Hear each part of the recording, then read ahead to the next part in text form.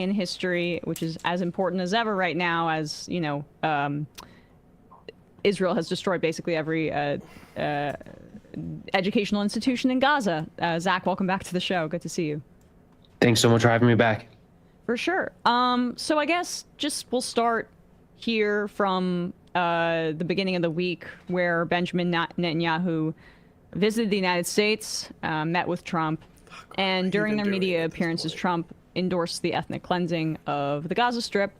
Can you just give us a quick rundown of the developments from the past few days? Well, we've all seen the press conference in which Donald Trump incited ethnic cleansing. He called for the complete removal of all Palestinians living in the Gaza Strip. Before the war, that was 2.3 million people. He threw out a figure of 1.5 million, 1.7 million, 1.8 million. It's unclear if he meant that, if he was implying the remaining Palestinians had already been killed, or if they had already left. It's unclear. We have no idea how many people are in Gaza now. But can I just say, to add to that really quickly, people are saying, oh, you believe him now or whatever. It's not about believing him. It's that he's dumb enough to accidentally let slip what could actually be the internal numbers that they are estimating about the death toll, which, given that deficit, it would indicate 500,000. And we know that it's up well over, I would say, 100,000 at this point. It's somewhere between those two figures. That's my theory on that front.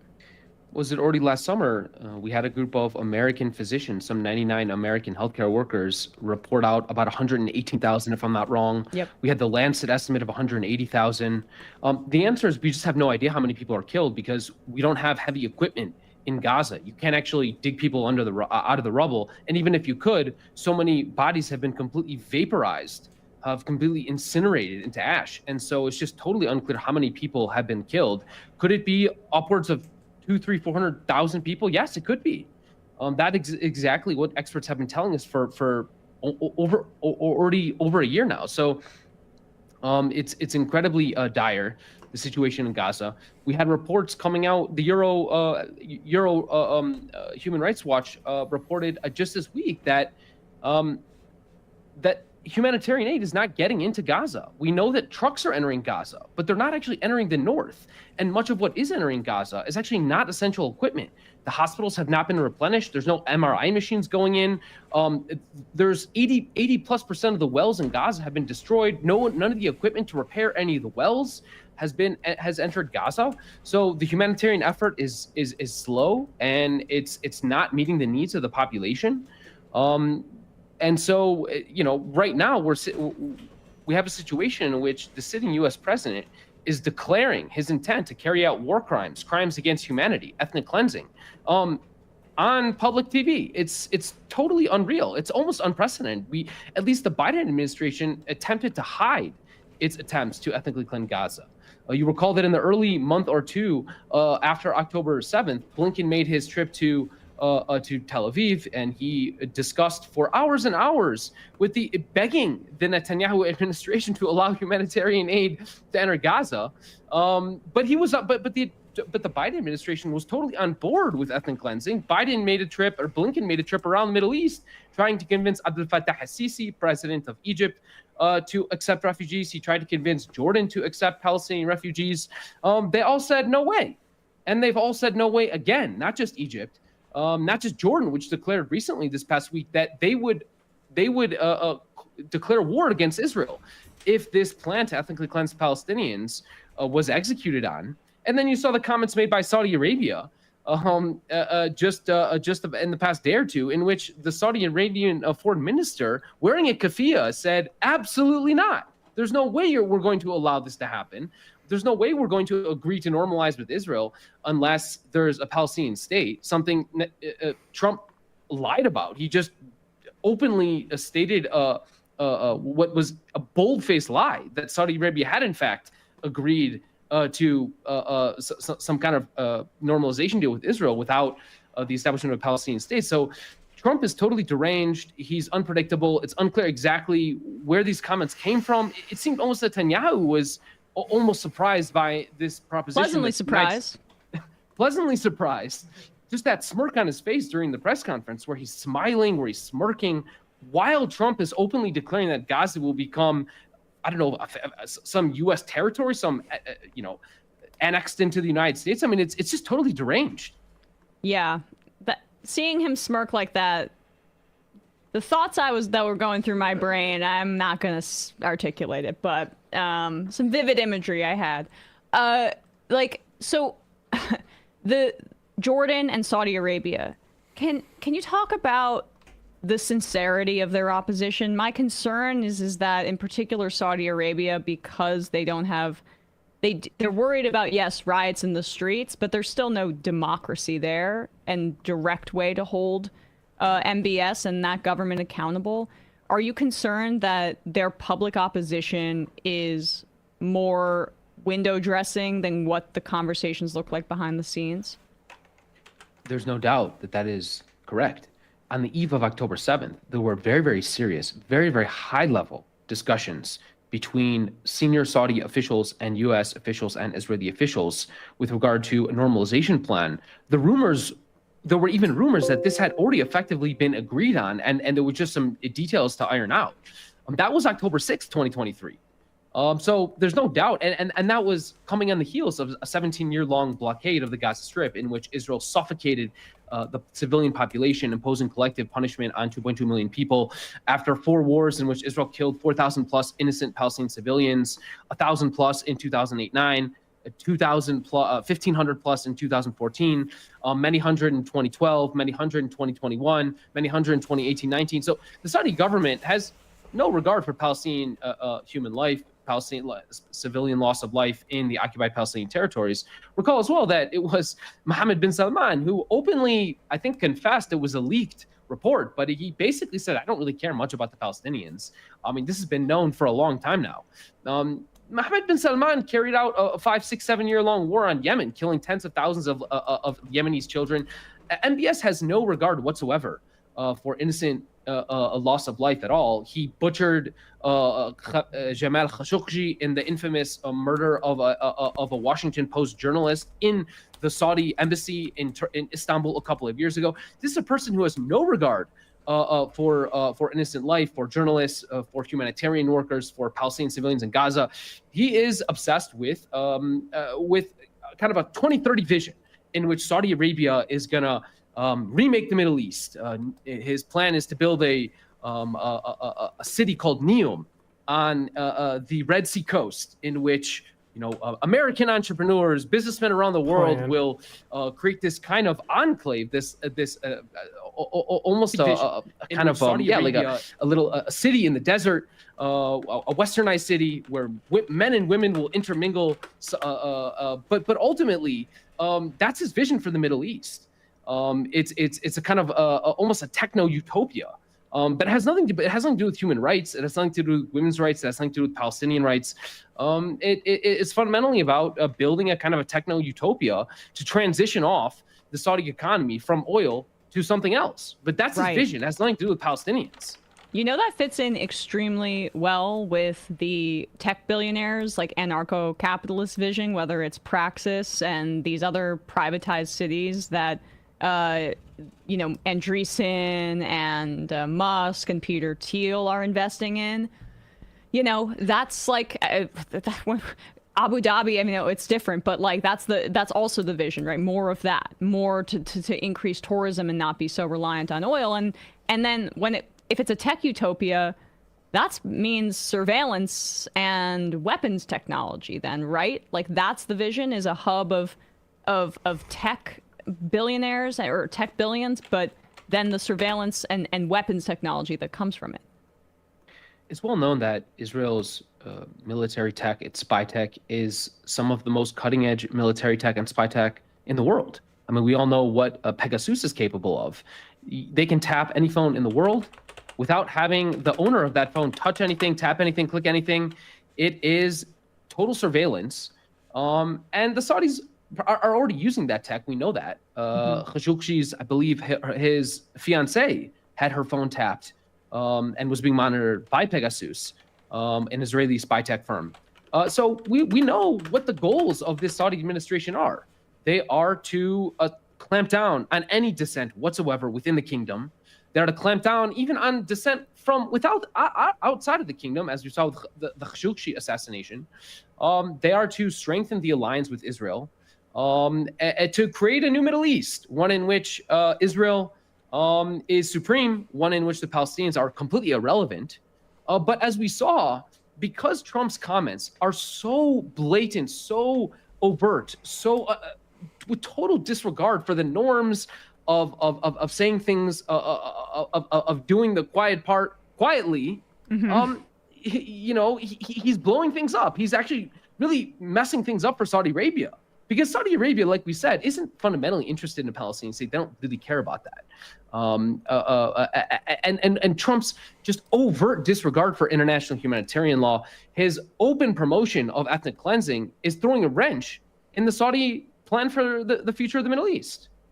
Because he's being too clear about it, right? And to be clear, the Biden administration, with some of the same folks that stayed on, like Brett McGurk, was pursuing the Abraham Accords and normalization with Saudi Arabia, which include potentially defense promises.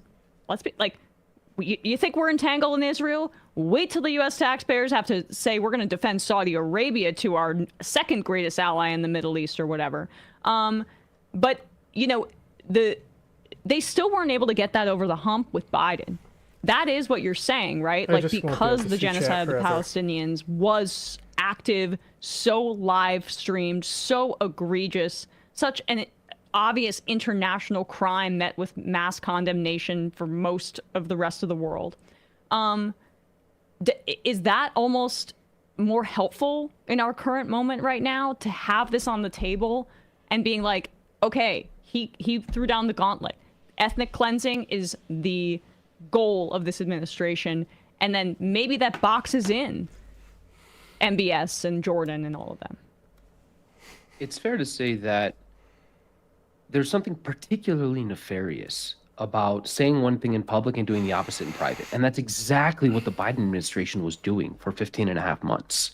They said in public, oh, we're pushing for a ceasefire. You recall AOC on the DNC stage. Kamala Harris is doing everything in her power for a ceasefire. Working tirelessly, yeah. Working tirelessly, when in fact it was all nonsense. And there's something particularly nefarious and dangerous about that, because we let down our guard. And those of us who actually do want a ceasefire and who are gullible or naive are going to believe that. And we let down our guard and do nothing.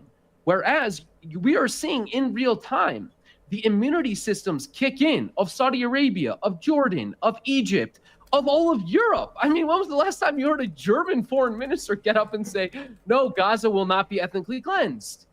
It is, the immunity systems are kicking in. And so that's very important. It's very important to see someone say what they mean, to say what they plan to do openly, clearly, without any ambiguity, which is exactly what Trump is doing. And so, in fact, that has, I think, real benefits for those of us who care about human rights, who care about bringing an end to the apartheid regime in Israel and bringing an end to the genocidal onslaught on Gaza. Absolutely critical. And you're seeing it now. You're seeing the forces rally. For the first time, honestly, in my entire life, you're seeing the entire Arab world rally around the Palestinian cause. When has that ever happened? Can you recall the last time that happened? Never, at the very least. Hey, folks, don't forget to hit the subscribe button. Arseniy Yatsenyuk is a former prime minister of Ukraine and joins me now from the Munich Security Conference.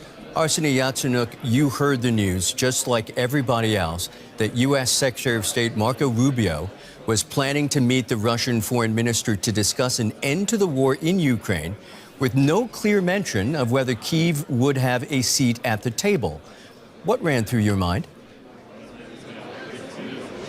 Well, look, how can you guys negotiate the future of Ukraine without Ukrainians? And the same goes with the European Union, and the same actually goes with the entire architecture of the NATO and the free world. So I do believe that this has to stop as quick as possible. It's a kind of inconsistent policy. We strongly believe that our American friends and allies will come to senses.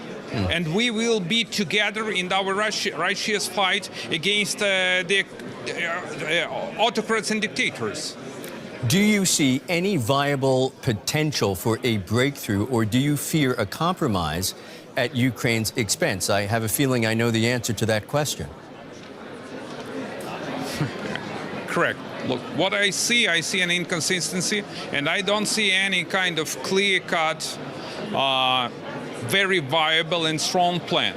There is no plan that has been hammered out by Americans, Europeans, and Ukrainians. So the thing is that we need to have a very strong menu and to do everything possible in order to bring this peace. And I admire this motto, peace through strength. But could we elaborate on the definition what strength means? So we have to ramp up sanctions. We need to increase the pressure on Russia. We are not allowed to sow the division among NATO member states and among allies. Because Putin right now, he is reaping the benefits of this kind of inconsistent and chaotic policy. Many have argued, and certainly people right there at the conference you've been attending the past couple days, that the U.S. indeed has been a good friend to Ukraine now for many decades. Is it not possible for Ukraine's security interests to be adequately represented in a U.S.-Russia dialogue? Or does Kyiv risk being sidelined completely? Well, let's define the targets and the aims of war criminal Vladimir Putin. He wants to take over an entire Ukraine. He wants to disrupt the European Union. And he wants actually, together with his autocratic friends, to humiliate the United States and to depose the United States as the leader of the free world. So I strongly believe that the president of the United States, newly elected president, he doesn't want to have a new European Afghanistan on his watch. But it smells bad right now. You know, the optics is very bad. So I kindly request and I urge our American friends to be on board. So the more united we are, the stronger we are, the better chances for everyone to prosper and to lead this free world. Because it's up to the United States to decide whether they will remain as a beacon of the free world. Because it's so correlated. If Ukraine fails, the US would be the next one. It would cause a domino effect. And autocrats is to prevail. It's as clear as possible. Well, so, once again. Let me ask you this then. Go ahead. President Zelensky said yesterday, made it very clear he would not recognize any deal made behind the backs of Ukraine. But what does he risk in very real terms if he doesn't accept a deal brokered by Ukraine's largest supplier of aid? Well, there is no chance to have a fair and just deal over the Ukraine's future without Ukraine, period. So if the Americans want to lead the world, and we strongly believe that they want to make this, as they were always the leader of the free world. So they have to do their best in order to save Ukraine. And in order to save Ukraine, everyone to sit at the table. I mean, this is the biggest war after the Second World War on the European continent. So it's obvious that Europeans have to be completely engaged. I mean, the entire European Union, including the United Kingdom. And the Americans, they signed a Budapest Memorandum in the early 90s. Let me remind you that under the Budapest Memorandum, Ukraine relinquished the biggest nuclear arsenal in Europe. And we got guarantees from our American friends that Russia will never invade Ukraine. But something went wrong. And I do believe that our American friends, they have both political and legal responsibility over Ukraine's future. So once again, we would never we would never accept any kind of deal that has been made behind our backs. Understood. Heard loud and clear. That is Arseny Yatsenuk. Many, many thanks, sir. I'm joined now by DW's Terry Schultz, who is in Munich on this last day of the security conference. Terry, good to see you. So what can we expect from this emergency summit that's been called by European leaders? Can Europe do anything to avoid being sidelined in discussions on Ukraine's future? We're not sure yet, Mariana, to be honest, and neither are those leaders themselves, because Keith Kellogg, the U.S. envoy for Ukraine, has been asked directly whether Europe will have a seat at the table, and he says no. It may be uncomfortable for you to hear that, but that's the way it is right now. Now, we also have sources telling us that behind the scenes, he's less black and white about that, because let's not forget that they are expecting Europe to uphold any potential ceasefire that they come to. So you can't really come and impose that requirement on Europeans without having their input as to what's possible. That's the big concern. That's the leverage they have. But at the moment, they can meet in Paris, and the UK will be there with them. So it's truly the European pillar of NATO, but that's a long way from Saudi Arabia, where these talks are being held. And I'm sure that a lot of European allies are not very comfortable with this very rapid warming of ties between the U.S. and Russia, the meeting between Rubio and Lavrov that you just mentioned, and the statement that was put out yesterday, which I read, surprisingly, with the talk of removing barriers, which are probably read as sanctions. So there's a lot that's happening at the moment, and the problem is nobody in Europe really knows where the U.S. is going to come down on this. And Terry, there was also quite a lot of shock in response to the speech by the U.S. Vice President Vance, especially here in Europe. What does this tell us about the state of transatlantic relations under the new Trump administration? I think that this coming after the appearance of Defense Secretary Pete Hegseth at NATO, where also a lot of America First statements were made, this was sort of another shock in that way. Like, even if they knew it was coming, it felt differently to be sitting in this room and having these things said to them, the different examples of where the United States says that free speech is being, set back in Europe, that individual freedoms are being curtailed here, when Europe, of course, feels like some of that is actually happening in the United States at the moment. It was a very sobering moment. It wasn't the kind of speech that you generally have at the Munich Security Conference coming from the U.S., the days of John McCain, and, very transatlantic-oriented U.S. officials. But again, the Europeans have known that this might be coming under the Trump administration, so it was more of a confirmation of their fears than, a surprise coming out of nowhere, and it will probably serve to get them really working on the progress that they need to make together to be stronger. That was DW's Terry Schultz reporting from the Munich Security Conference. Terry, thank you as always.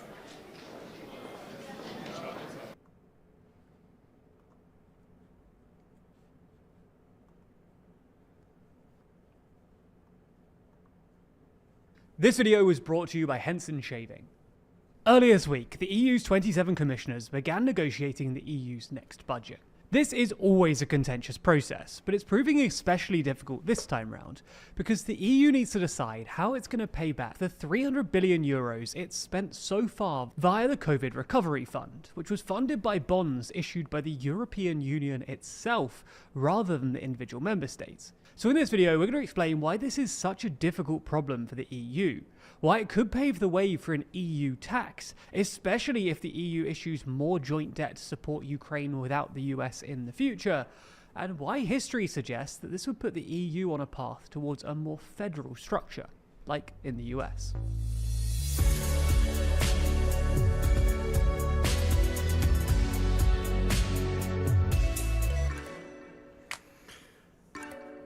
Shit driving me crazy. We're getting remarkably close to 1 million subscribers, and currently 72% of you haven't yet subscribed. So lend us a hand and subscribe today. So let's start by explaining what actually happened with the EU's COVID Recovery Fund. Today, the EU is mostly funded via financial contributions from its member states, with the biggest and wealthiest countries contributing the most. When the pandemic struck, however, member states needed urgent financial support, but the EU didn't really have enough spare cash to help, and it couldn't ask member states for more contributions. After unsuccessfully trying a whole load of other things, including support from the European Central Bank and reviving the European Stability Mechanism, the instrument used for the Eurozone bailouts, in May 2020, the EU announced that it will be providing up to 650 billion euros in grants and loans that will be funded by joint borrowing at the EU level. In other words, the EU announced that it, not member states, would borrow the 650 billion euros on international markets, and then disperse that money to countries struggling with the pandemic. The programme was called Next Generation EU, and the instrument that actually borrowed the money was called the Recovery and Resilience Facility, or RRF. Now, it's hard to stress how unprecedented all of this was. While the EU has engaged in some joint borrowing in the past, the European Investment Bank and ESM, for instance, can both borrow money on international markets. The sums involved were always way smaller, and there was always a clear sense of how the debt would actually be paid back. With the RRF, though, not only are the sums involved pretty massive, over 300 billion euros has been dispersed already, but there wasn't a clear sense of how this would all be paid back, especially the 359 billion euros worth of grants. And for context, the EU's entire annual budget for 2025 is less than 200 billion euros. Anyway, the EU is due to start paying these off in 2028, which is why it's the big issue in the ongoing budget negotiations for the EU's next spending period, running from 2028 to 2034. Originally, the Commission proposed using tariffs, levies on carbon emissions, and a new tax on the profits of multinationals, which could all be levied by the EU. But this didn't work, largely because member states have decided that they want the proceeds of these taxes to go into their national coffers instead. The next option was to pay it off by increasing member contributions by about 15%, but this would be politically controversial and perhaps unfeasible if the EU engages in further joint borrowing before 2028, which looks increasingly likely. Mario Draghi's celebrated EU competitiveness report, for instance, called for further joint borrowing to fund investments in productivity and renewable energy, which will become increasingly tempting if a Trump trade war puts even more strain on the European economy. But perhaps more pressingly, the fact that Europe will probably have to guarantee Ukraine's security without America could well push the EU to more joint borrowing. Trump has already made it clear that he wants to end the war in Ukraine, and that the US will play no role in guaranteeing Ukraine's security afterwards. This puts all of the responsibility on the EU, but it'll be expensive. Zelensky, for instance, claims that an effective European peacekeeping force would require at least 100,000 troops on the ground in Ukraine, only slightly smaller than the current size of the entire UK armed forces. And Bloomberg Economics estimates that it would cost an astonishing 3 trillion euros over 10 years, including the cost of bolstering Europe's national militaries. This represents an eye-watering 15% of Europe's GDP, and will put an utterly enormous strain on national budgets that could be further exacerbated if Trump puts recession-inducing tariffs on the EU. This would make the idea of further joint borrowing way more attractive, especially because the EU could currently borrow at lower rates than most member states can. So if there is further joint borrowing, how will the EU actually pay it back? Well, if they can't force massive increases in member state contributions, the EU might resort to a direct tax. Now, this might sound ridiculously unlikely, given the widespread antipathy towards the EU at the moment, but it's not impossible. Paradoxically, the EU skeptic sentiment might encourage member states to endorse an EU tax, because they could then blame it on Brussels. But more importantly, letting the EU tax directly would immediately bring down EU borrowing costs, which are currently slightly higher than those of Germany, because investors will be more confident of the EU's tax-raising abilities. Similar dynamics drove the widespread adoption of the euro at the end of the 20th century. While a single currency seemed pretty much inconceivable as late as the 80s, when countries realised that merely stating their intention to join the euro brought their borrowing costs down, because markets assumed that euro countries would have to meet stringent fiscal criteria and enjoy the support of the European Central Bank, they were quick to sign up. Similarly, if member states realise that giving the EU the power of taxation, which currently lies exclusively with the member states, can ease debt burdens, they might be tempted, especially if they have to borrow trillions for Ukraine. This would also fit a long-running historical pattern.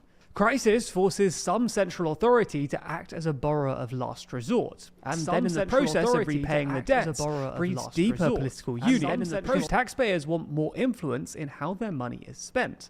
This is what happened in America and Germany, both federal systems that evolved out of confederations of independent states.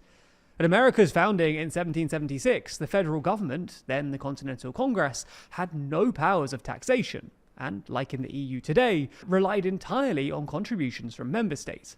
Americans just didn't like the idea of a strong central government. But during the War of Independence, the Continental Congress had to step in as a borrower of last resort to fund the war effort, and then had to assume tax-raising powers to pay off these debts, paving the way for a political union.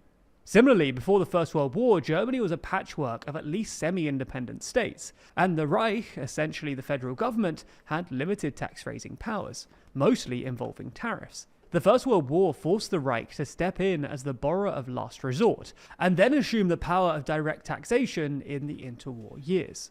Now, to stress, we're not saying that this is definitely going to happen. Rather, the point we're trying to make is that the EU's decision to step in as the borrower of last resort follows a well-worn historical pattern that usually ends with deeper political union.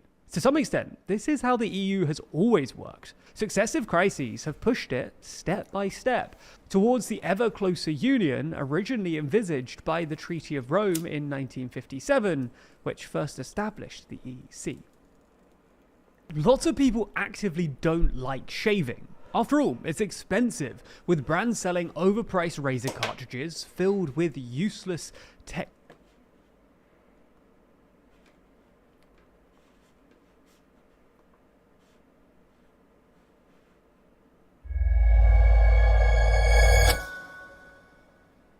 My hope is that 4 years from now, tariff rates are lower than where they are today. My concern is that the Trump administration might have to, put its hand on the hot stove of high tariffs in order to learn firsthand the economic damage that tariffs that are as high as the president is discussing can do to American consumers and households and businesses. I'm Michael Strain. I'm an economist and senior fellow at the American Enterprise Institute. I don't think there's any doubt, at least in my mind, that a 25% tariff on imports from Mexico and Canada would have severe negative economic consequences. They would raise the prices that consumers have to pay for imported goods and for goods that are made here in America using imported components. A recent analysis suggests that they would cost a typical American household over $1,000, which is a lot of money. They would slow the overall rate of economic growth by, probably more than like half of a percentage point. Down.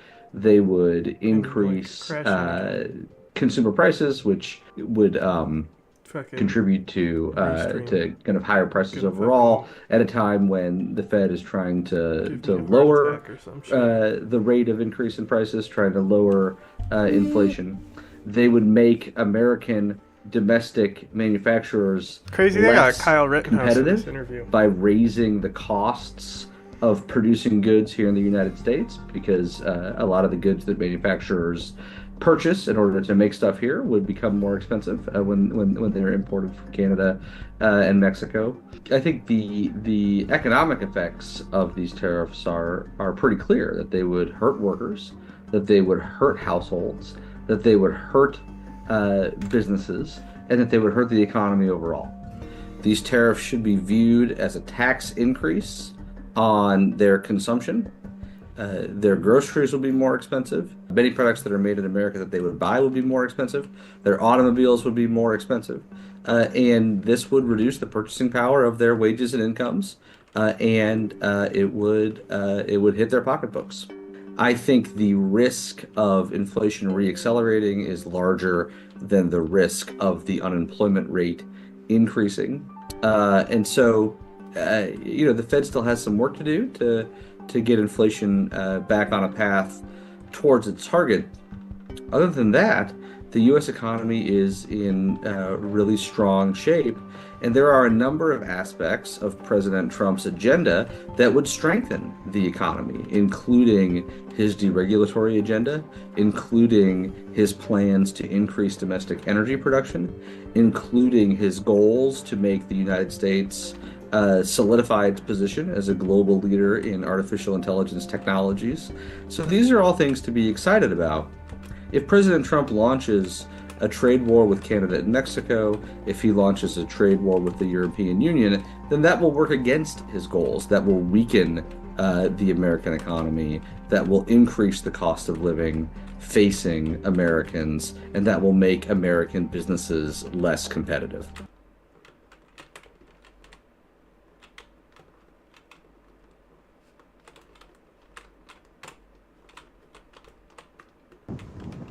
U.S. President Donald Trump's offer to take in white South Africans as refugees fleeing persecution may not spur quite the rush he anticipated. An executive order he signed on Friday provided for resettlement in the U.S. of, quote, Afrikaners in South Africa who are victims of unjust racial discrimination as refugees. Afrikaners are mostly white South African descendants of Dutch and French settlers, some tracing back their roots in the country to the 17th century. But it's not clear they want to flee the place they've called home for hundreds of years. Why would you want to go? Hasn't been any really bad taking over. Can't hear you. The people of Great audio. Like normal, and what are you going to do over there? That was the response from Neville van der Merwe, a white 78-year-old pensioner living in Cape Town. And he had this to say about Trump cutting off aid to his country. We all know how Mr. Trump behaves, so. Why should they do that? It is being spiteful. Trump is pushing back against a law signed last month by President Cyril Ramaphosa, aimed at addressing the country's unequal land ownership. White South Africans make up less than a tenth of the country's population, but a legacy of the racist apartheid government left 3/4 of privately owned land in the hands of the white minority, after 3.5 million black people were forced from their homes. The new law makes it easier for the state to expropriate land for what it says is the public interest. And we will not be bullied. Ramaphosa's governing African National Congress, or ANC, has defended the measure and accused Trump of amplifying misinformation propagated by AfriForum, an Afrikaner-led group. And even that group, which lobbied Trump's previous administration on their cause, said it was not taking up his offer. We have to state categorically, we don't want to move elsewhere. That's AfriForum CEO Callie Creel speaking on Saturday. Alongside Creel was Philip Buys, who chairs the Solidarity Trade Union, a group that says it represents 600,000 Afrikaner families. We may disagree with the ANC, but we love the country. As in any community, there are individuals who wish to immigrate, but the repatriation of Afrikaners as refugees is not a solution for us. We want to build a future in South Africa. Some said they appreciated Trump's gesture. Werner van Niekerk is a carpenter in Bothasig. I think it's a very nice gesture from Donald Trump to offer us asylum over there. He did not say whether he planned to take up the offer.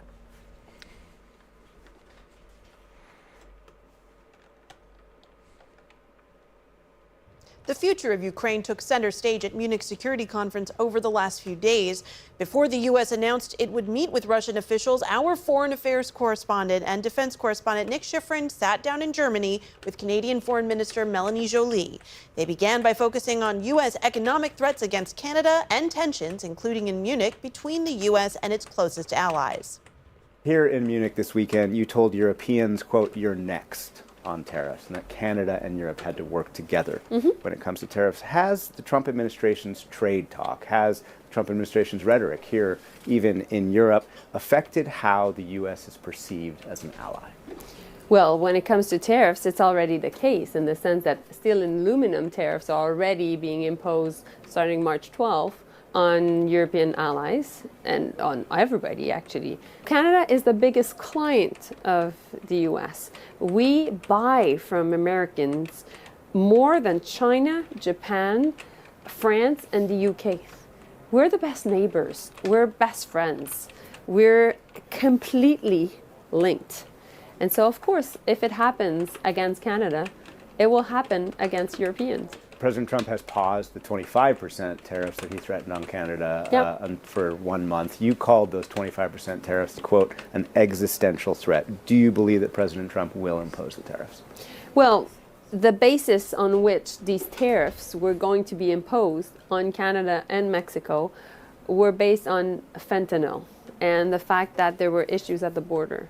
So we wanted to do the best for us and also for the U.S., which is having a very secure border, having a joint strike force against fentanyl, making sure we have a border czar. We're getting very good vibes coming from Washington, but we understand that the threat will continue to be there. And in that sense, in Canada, the reaction is, first, we'll take care of ourselves. Second, we need to be closer to other allies, and we need to diversify our trade. And thirdly, I think that Canadians expect their government to be very strong on this. Canada threatened about $155 billion Yeah. worth of tariffs against the U.S. Are you keeping that threat on the table? And what would you do if, in fact, Donald Trump continues with the 25% tariffs as threatened? Well, of course, this is our response. And we'll make sure that we abide by what we said to first Canadians, but also to Americans. We have to respond if we're under threat. This weekend, you chaired the first G7 foreign ministers meeting this year, mostly focused on Ukraine, I'm told. And this week, Secretary of Defense Pete Hegseth said that Ukraine probably would not be able to recapture all its occupied territory and would probably not join NATO. Vice President Vance, at the end of the week, said, oh, maybe U.S. troops could even be sent into Ukraine. What is the impact of U.S. mixed messages on Ukraine? We need to make sure that we stand with Ukraine. And Ukrainians have been fighting for their own freedom, but we're not naive. We know that if Russia doesn't go unchecked, it's our own freedom that is at stake. And so that's why I was happy to see that within the foreign ministers meeting of the G7, we all agreed that first, Ukraine needed to make sure that it was going to have access to a comprehensive, a just, and long-lasting peace, and also that Ukraine needed security guarantees, Nick. So that's why I think that the G7 statement is a strong one. It is one on which all G7 members agree, including, of course, the U.S. And so I think it sends a strong message. So does that mean that you have faith that the United States will continue supporting Ukraine? I think that it is important that they do. And I think at the same time, we hear the clear message, Nick. We need to do more on defense spending. Canada will do so. And so if it's about burden sharing, no problem. Let's have that conversation. But let's not have a bad deal for Ukraine. Finally, President Trump has continued to joke about Canada as the 51st state. He's questioned the sovereignty of Greenland and Panama. What is the impact when the President of the United States questions the sovereignty of countries, including NATO allies? Well, I think Canadians have been clear. They don't like it. We don't like it. And, we will make sure that that never happens. We will continue to be the best friends and, best neighbors America will ever have. But we will never be a state, and we will never be a colony, period. Melanie Joly, thank you very much. Thank you.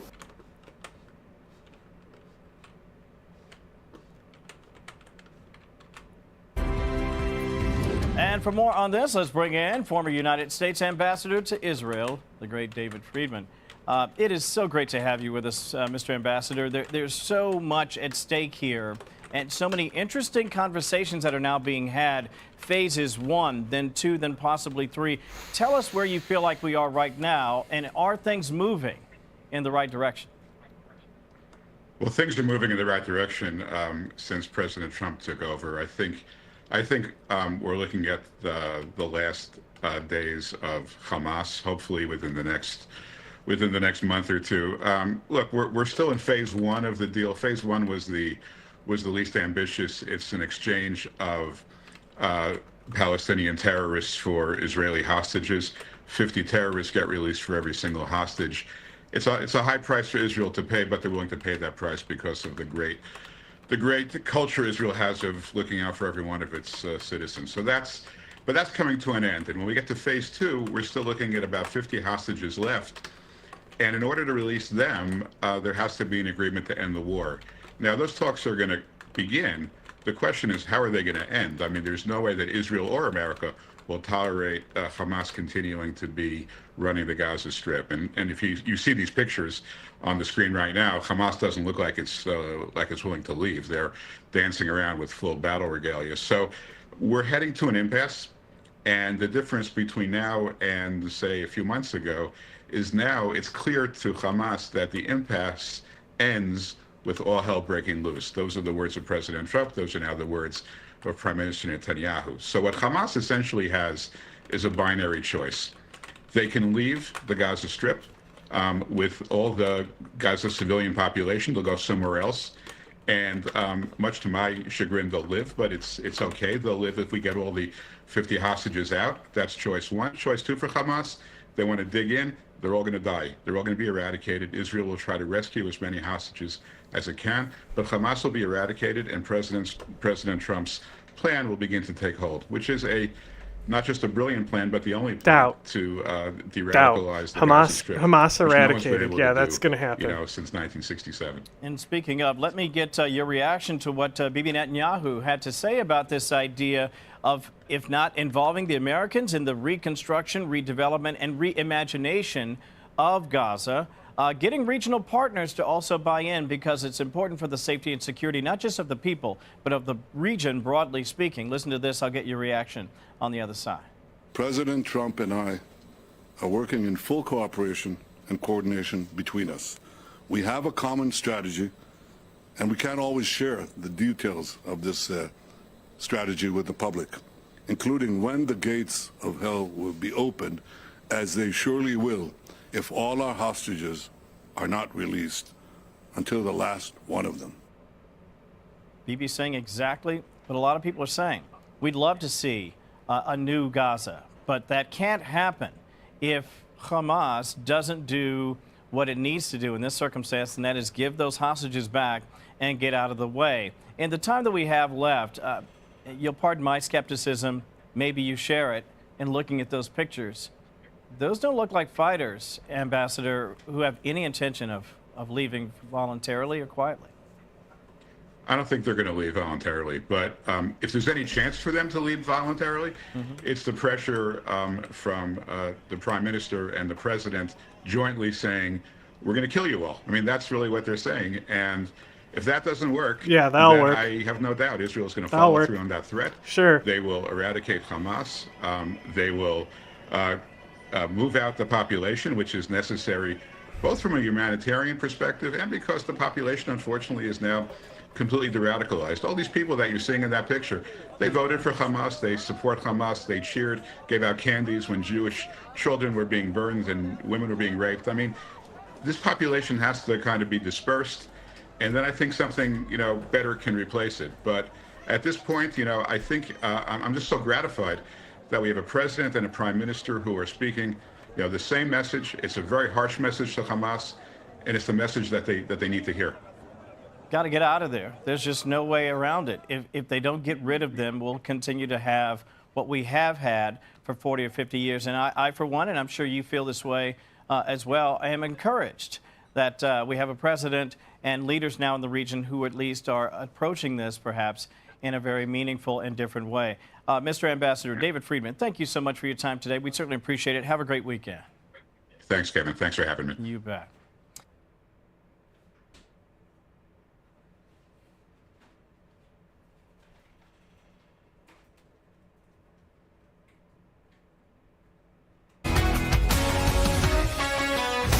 The backslide away from conscience rights has placed the basic liberties of religious Britons in particular in the crosshairs.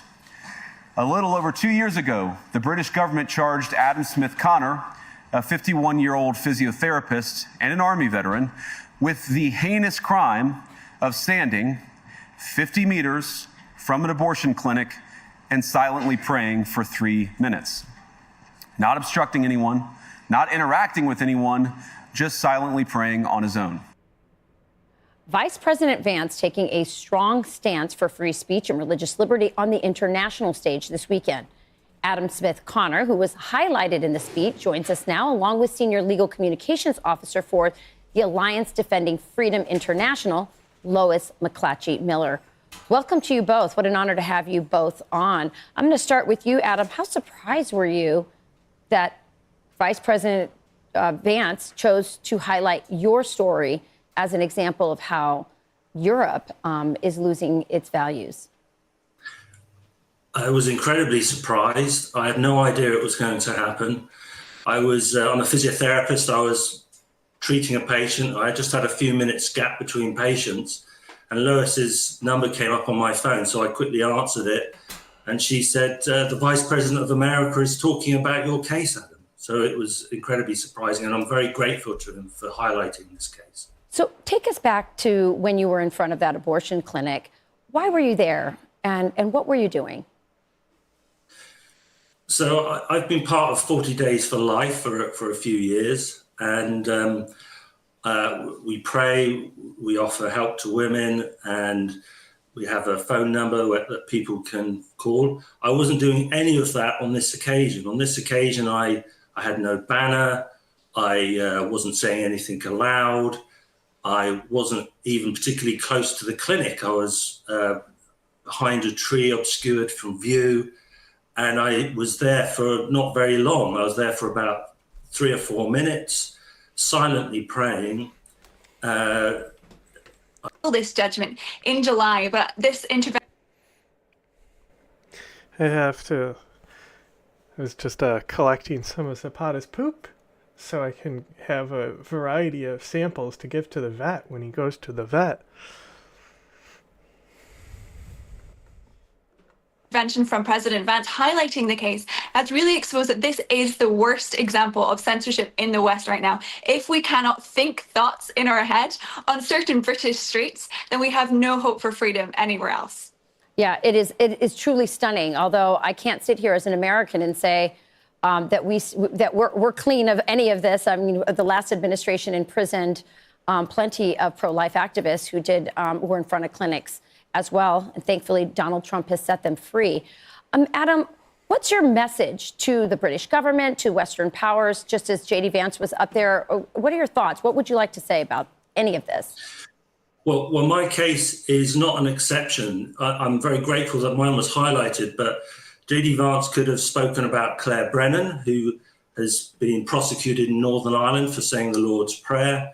Could have spoken about Stephen Green, who was prosecuted and had his appeal turned down. You know, his appeal, he was doubly prosecuted in a sense for holding a Bible verse in Ealing in London. And Isabel Vaughan Spruce in Birmingham, who has been arrested twice and is being harassed continuously by the police for silently praying. Father Sean Goff, also in Birmingham, who was, they attempted to prosecute him for having a bumper sticker. So my case is one of many, many cases that are out there. And I wanted to highlight that, you know, many of our MPs and members of parliament are backpedaling now. They're saying that, oh, no, we haven't banned silent prayer. And I just want to remind them that I looked this up before I came on air, on the 7th of March, 2023, 255 members of parliament voted against an amendment to the abortion clinic buffer zone clause to ensure that silent prayer was not made an illegal activity outside of abortion clinics. Amongst those 255 MPs was our Deputy Prime Minister, Angela Rayner, our Foreign Secretary, David Lammy, our Home Secretary. I mean, even J.D. Vance at this point. What was I just saying earlier on the Sirius stream? Like, suddenly, it's my fucking monkey paw curling, wishing that Americans would fucking give a shit about fucking foreign policy and stuff because they're so influential. They could be of great influence on their government and stuff. And this is what happens. The monkey paw curls. And now we're fucking here. Yvette Cooper, our Chancellor of the Exchequer, Rachel Reeves, and our Health Secretary, Wes Streeting, all voting to make it a crime to pray silently. Our Prime Minister, Keir Starmer, didn't think it was important enough to even vote on it. He abstained. So these people really... Finish your thought. Yeah, in my opinion, my humble opinion, that Britain is a country that has always stood for freedom alongside America in the Second World War and at other times. If you cannot even stand up for the basic right to practice your faith in peace in this great nation, in my opinion, you do not deserve to be in government. And I call upon these people to repeal this law. It goes against everything that we as a nation stand for. Yeah, I couldn't agree with you more. I thank you, Lois, for representing Adam. He's definitely deserving of that. And Adam, I thank you for speaking out. This sounds like not just an attack on free speech, but it sounds like a war on Christians, frankly. Oh my God. And I just want to thank you both for joining us and sharing this message. And I know you appreciate J.D. Vance highlighting this as well. Thank you both for joining us. Fascinating.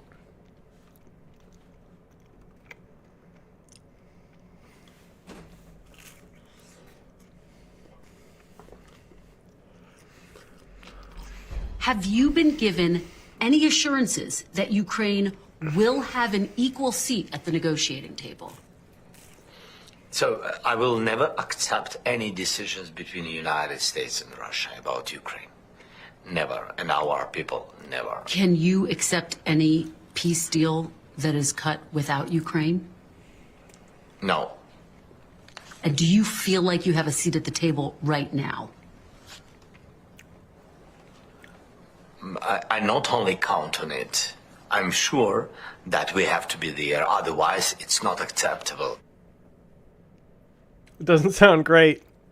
That was Ukrainian President Volodymyr Zelensky earlier on NBC's Meet the Press, responding to concerns that his government was being left out of. Let's check out the whole interview.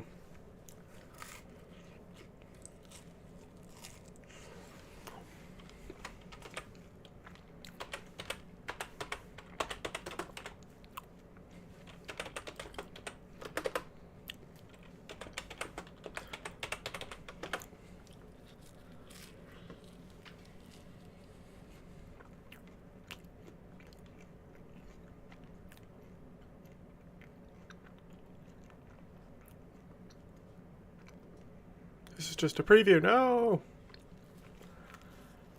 Okay.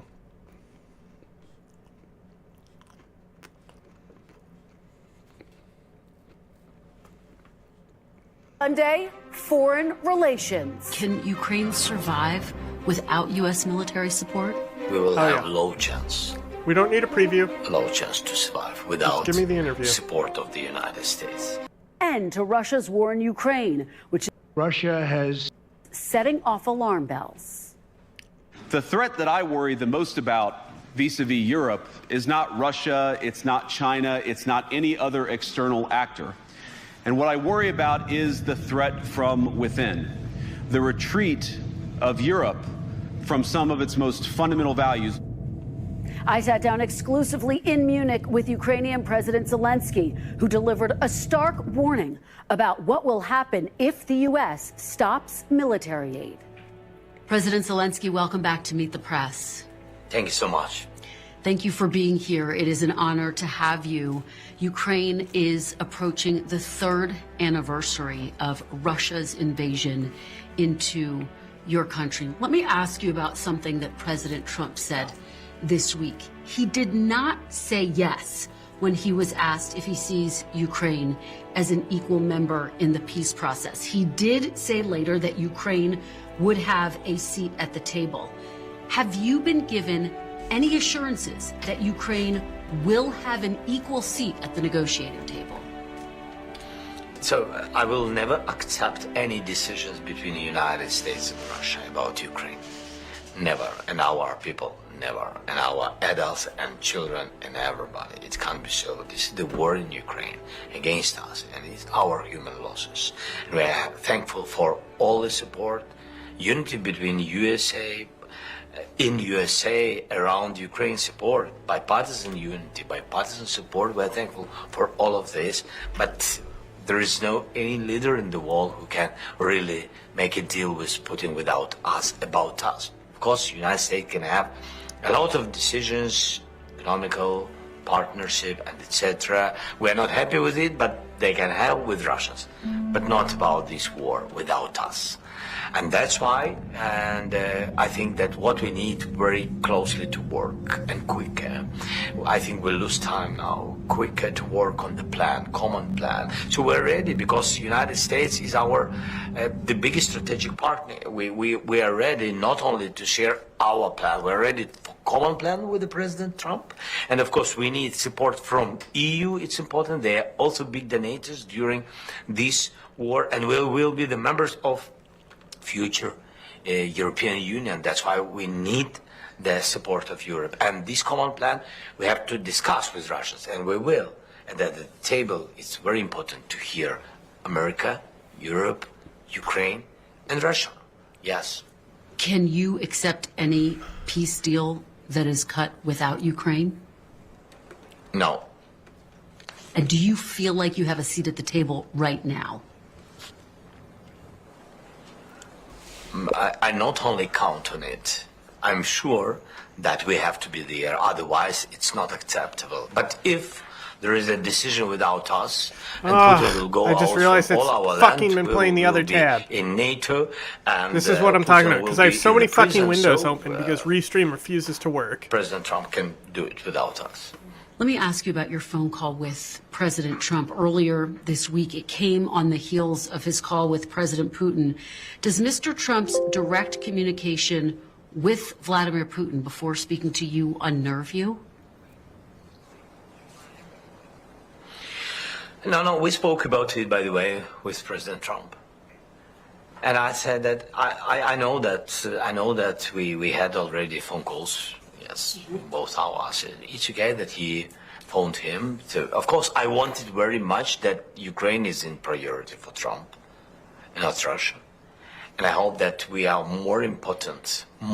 Yes, we are not so big as Russia, but I think strategically Ukraine is more important for the United States because we are really partners, allies, and we share common values, and we are really from democratic world.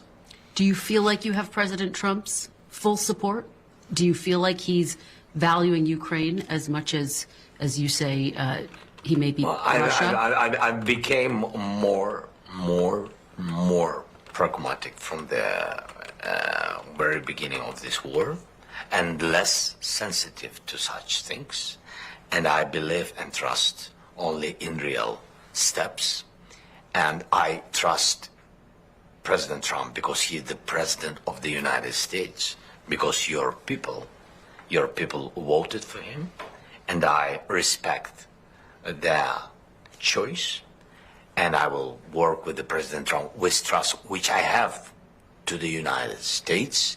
But, of course, I want to have real meeting, productive, without just words, with the concrete steps, and to hear us, to hear President Trump, to make common plan, and to share it with allies, than with Russians, and stop this war. I think we need it urgently. Is it true that you told President Trump during that phone call that Putin is only pretending to want peace because he is afraid of Mr. Trump? Yes. Yes, I said that he's a liar. And he said, I think that my feeling, he said, that he's ready for peace negotiations. And I said to him, no, he's a liar. He doesn't want any peace. But I think he's really a little bit scared about the President Trump. And I think the president has this chance and he's strong.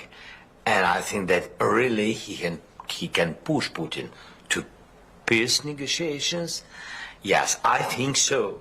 I think so. He can. But don't trust him, don't trust Putin, don't trust just words about ceasefire. I said because I have very practical things, practical meeting with Putin in 2019, and we made a decision with all our signatures that we made a decision about ceasefire and exchange of prisoners. Yes. And I don't know як сказати, але he destroyed all this, these decisions and etc. So we don't trust him. Do you think President Trump is negotiating in good faith? I hope so. I hope so. Yes, I count on it. I count on it very much.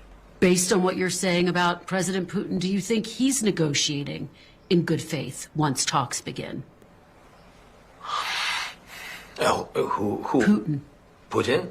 That he really... Is he capable of negotiating in good faith? Is Putin capable of negotiating in good faith? No.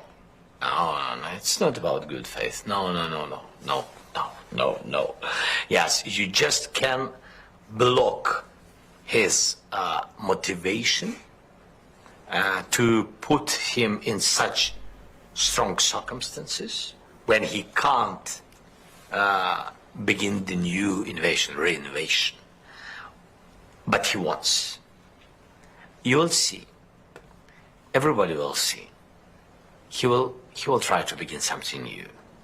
By the way, I said it today. I'm not sure that only about Ukraine we are speaking. He is thinking not only about Ukraine. For example, now we have, and we share it with intelligence of our partners. Now we see how he's preparing to train 150,000 people, mostly on the territory of Belarus, to show it for the world that it's just training, that is usually he's doing the same usually, but it's not truth. From such point, he began the occupation 3 years ago. Full-scale war, he began from some symbolic trainings and etc. But really, так це було, як скажу українською, це було законспіровано. It was really under conspiracy. So he conducted military training exercises on the territory of Belarus. He said that these are exercises that are always ongoing on Belarus territory, that they are allied states with Belarus and that they do regular business, but he started the invasion, and the missiles in the first night flew from the Belarus, and the invasion came from Belarus. We know for sure that he is preparing steps on the territory of Belarus this year. It can happen in summer, maybe in the beginning, maybe in the end of summer. I do not know when he prepares it, but it will happen. And at that moment, knowing that he did not succeed in occupying us, we do not know where he will go. There are risks that this can be Poland and Lithuania, because we believe that Putin will wage war against NATO. That is why I told you that. What is he waiting for? For a weakening of NATO by, for instance, policy of the United States of America. For example, that the United States of America will think to take its military from Europe. Yes, Putin thinks of that, but I will believe that the United States will not take its forces, its contingents from Europe, because that will severely weaken NATO on the European continent. Putin definitely counts on that. And the fact that we receive information that he will think of the invasion against former Soviet republics, and forgive me, but today these are NATO countries. Just to be very clear, you are saying you have actual intelligence that President Putin is planning to attack NATO countries. No, we have intelligence, we have documents that they are preparing trained mission of a big number of soldiers on the territory of Belarus. And we just sharing that there is a high risk that he can do the same, maybe not, God bless not, and maybe before it, President Trump and the allies will stop him. Yes, but anyway, I think that we have to prepare, yes, to prevent it, not to have such surprises that he will come back like it was 3 years ago with invasion to Ukraine. That is my point of view, not my point of view, that is our intelligence understanding. If you were sitting across from Vladimir Putin right now, instead of me, what would you say to him? I will speak. No, it's not about emotions. It's about how to stop him. So for me, he is a killer, and he will never change. And that's why this is the dialogue with the terrorist. This is dialogue with a killer. I don't have such power, enough power to push him out. That's why I have to speak about it. So our allies can give me such power to push him out, but our allies decided to make a deal with Putin. But what can I say? What I'm ready. Of course, we don't want, to lose our people. And if it can be so in diplomacy to stop this war, so of course we are ready. Of course we'll be happy with the peace. And when we come back, more of my exclusive interview with President Zelensky. Do you still think it's possible for Ukraine to win this war militarily?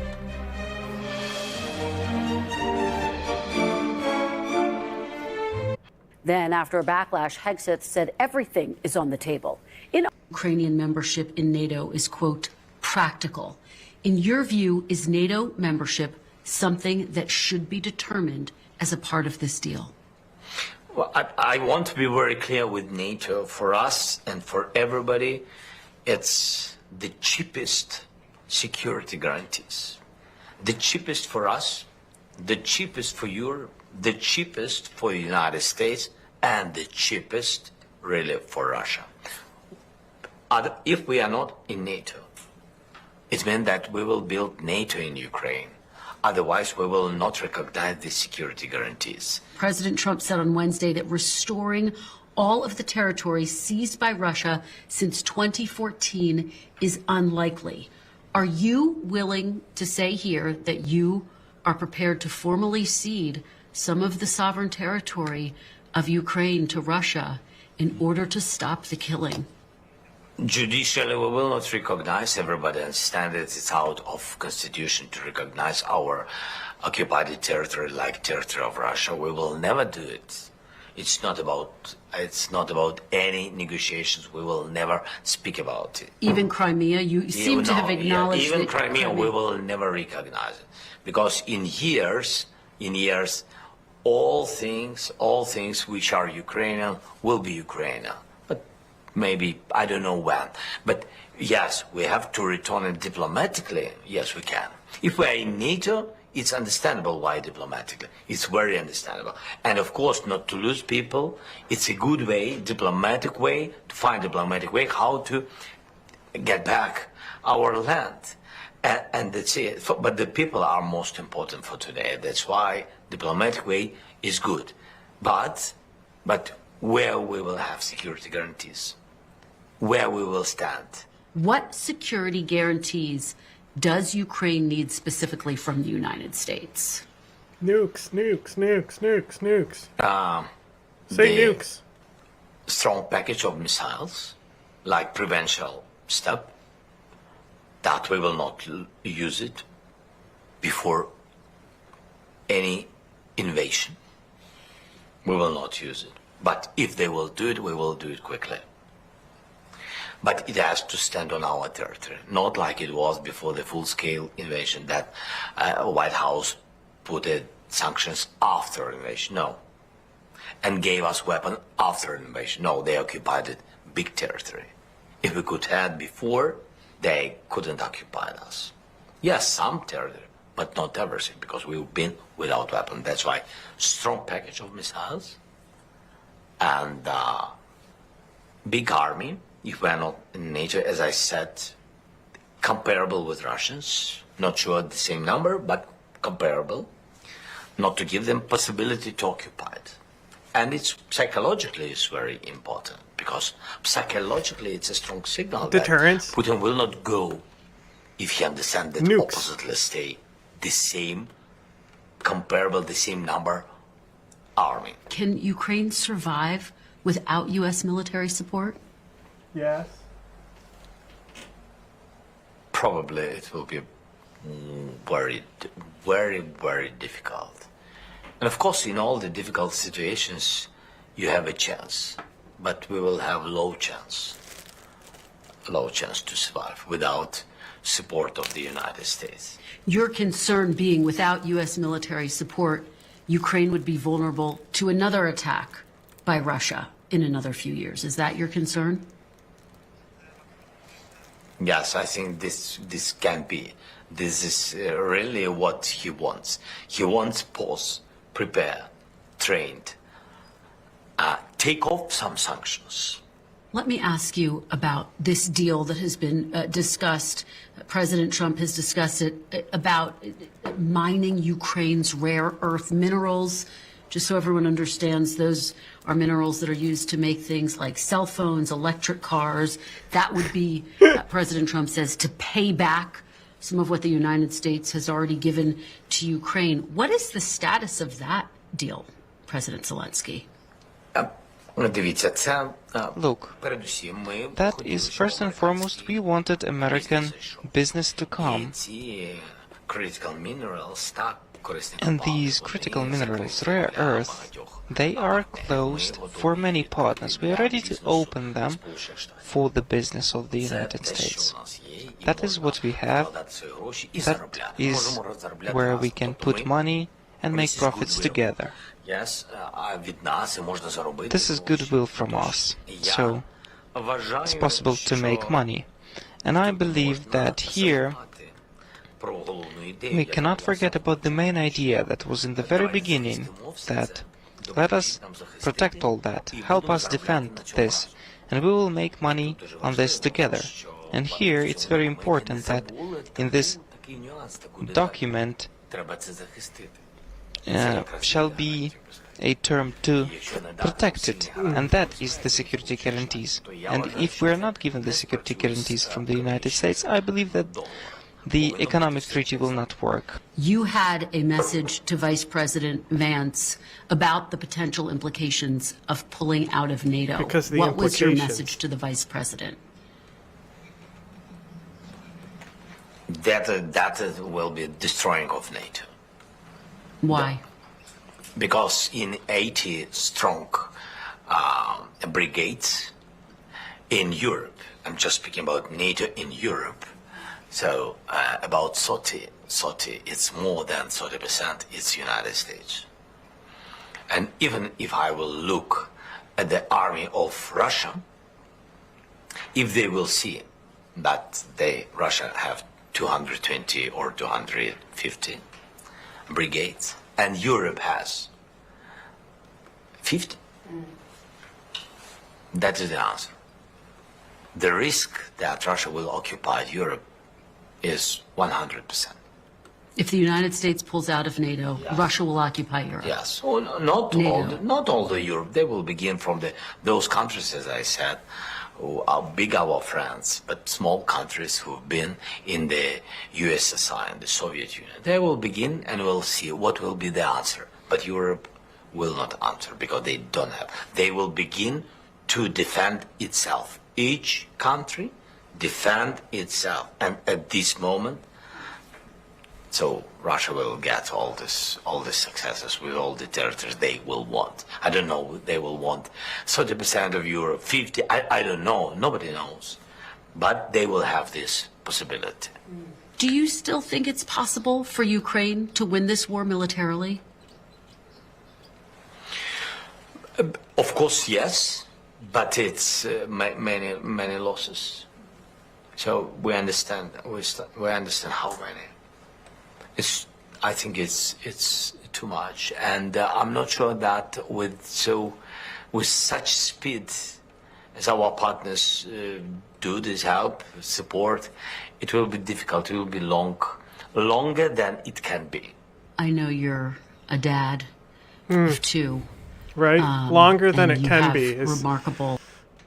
Like, everyone understands what he's saying there, you know? Like, that's fucking heavy.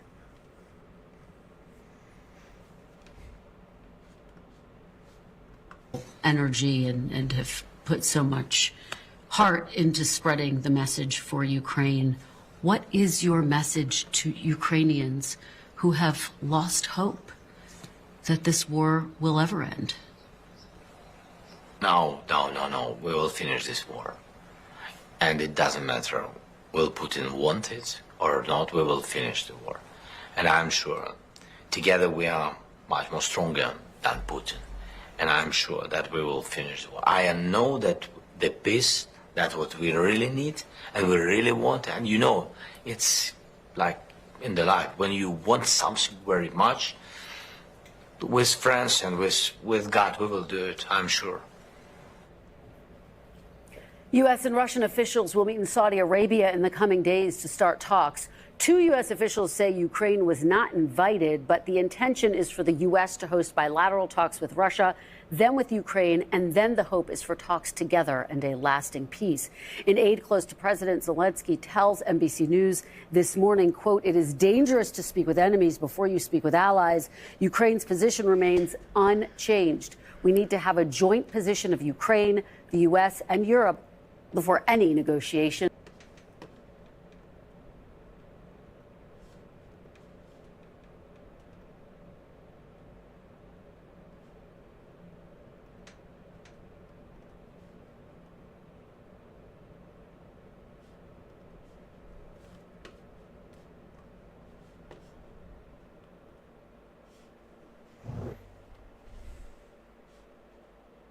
hostages to be released. Not only does President Trump want to put an end to the war in the Middle East, but he's also focused on Ukraine.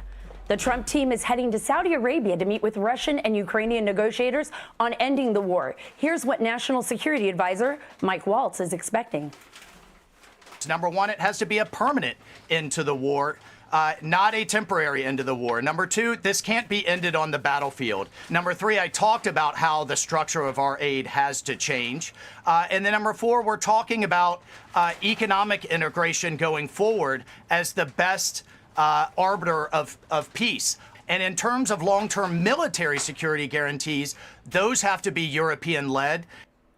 Meanwhile, the far-left media is trying to insinuate that Ukraine won't have an equal seat at the negotiating table. Watch this exchange between NBC and the Ukrainian president. Have you been given any assurances that Ukraine will have an equal seat at the negotiating table? So I will never accept any decisions between the United States and Russia about Ukraine. Never. We are thankful for all the support. Unity between USA, in USA, around Ukraine support, bipartisan unity, bipartisan support. We're thankful for all of this, but there is no any leader in the world who can really make a deal with Putin without us, about us.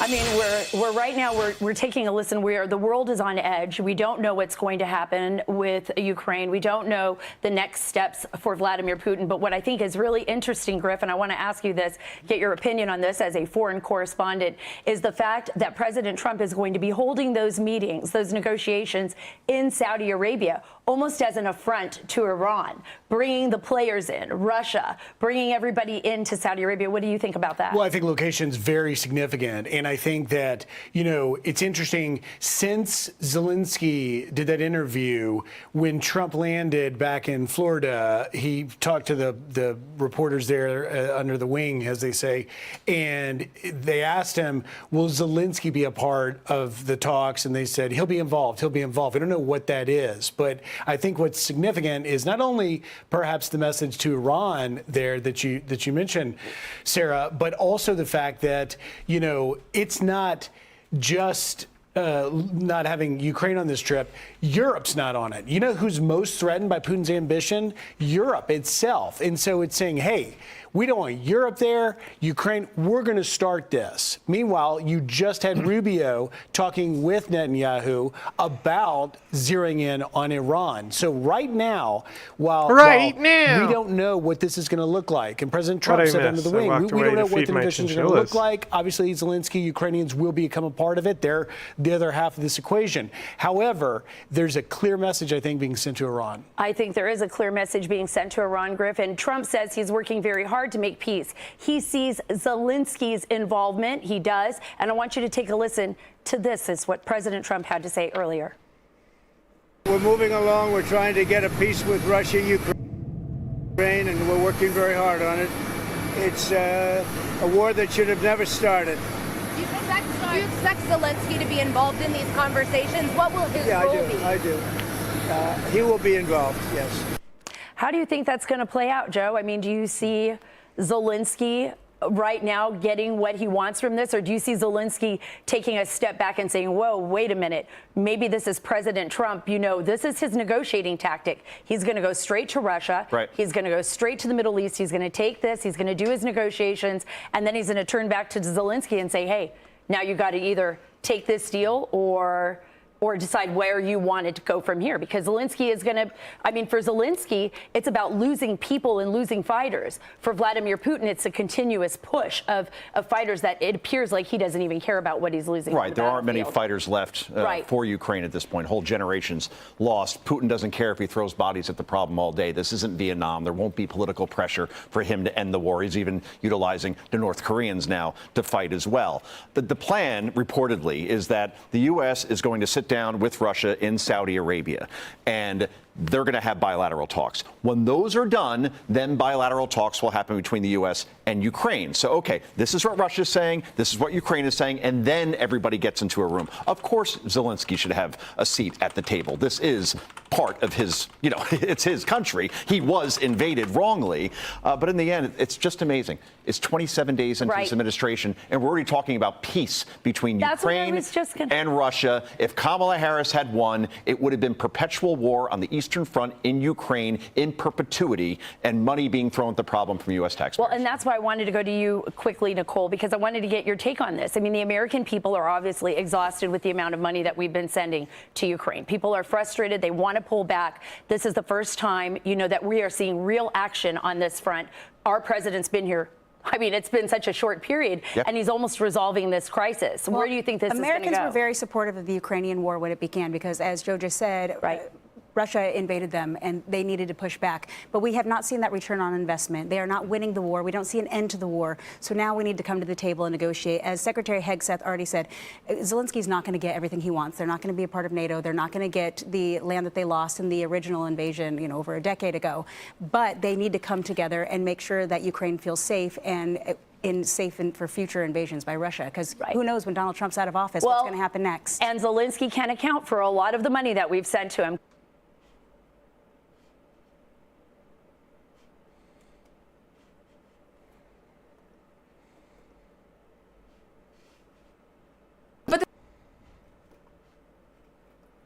Order would be historic, it would be hugely impactful.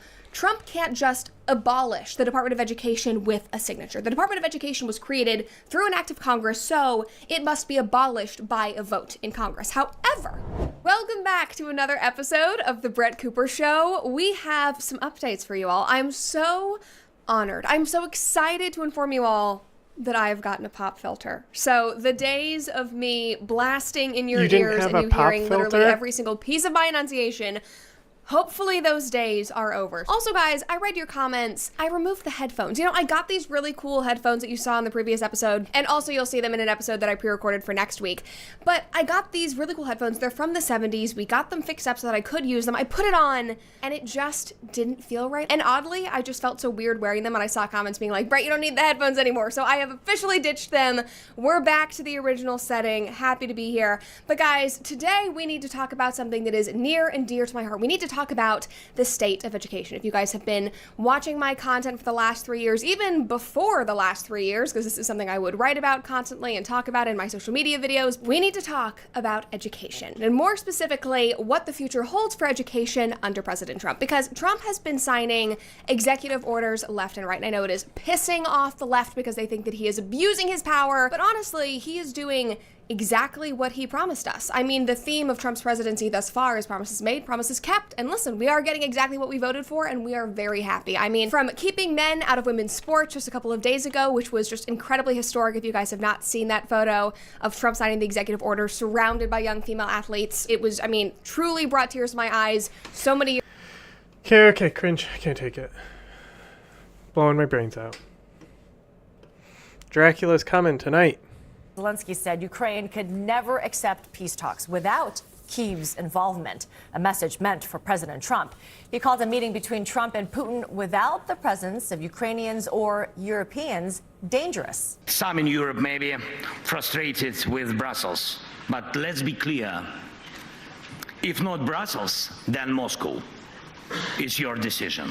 Zelensky also took questions from our own Christian Amanpour. He talked the mixed messages from Washington and also the need for continued dialogue. Do you understand what America's position is? We got to go watch that now, too. Yes.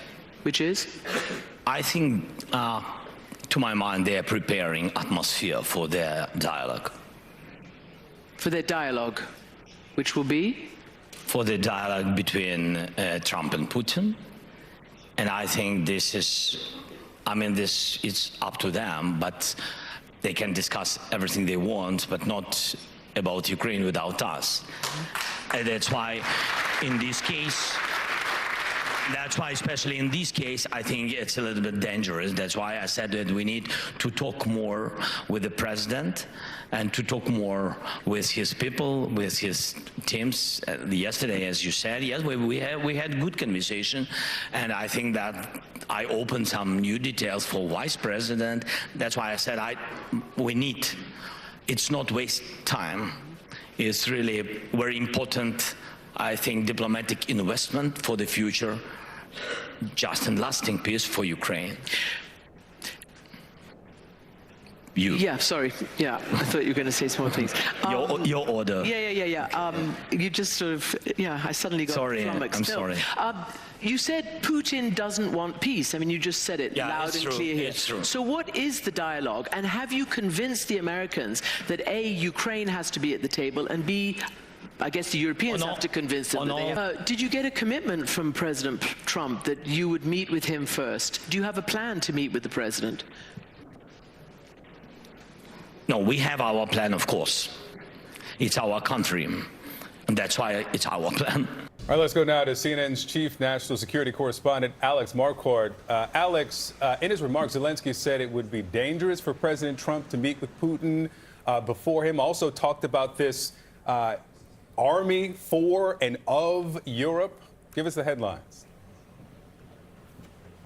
Well, I think both those things, Victor, really speak to the uncertainty and fear that President Zelensky has about the United States right now, particularly when he sees President Putin cozying up to President Trump and mixed signals, frankly, from different members of the Trump administration. So this was a really striking set of remarks from President Zelensky, both his own speech and then in that interview with Christian Amanpour. It was, for lack of a better description, a call to arms, both literal and figurative. I mean, he said in no uncertain terms that Europe cannot count on the U.S. anymore, that the relationship with the United States is evolving, and there may come a time when the U.S. simply says no to Europe. He pointed directly to the speech by the American Vice President J.D. Vance just yesterday. Zelensky saying that, basically paraphrasing Vance, that decades of this old relationship between the United States and Europe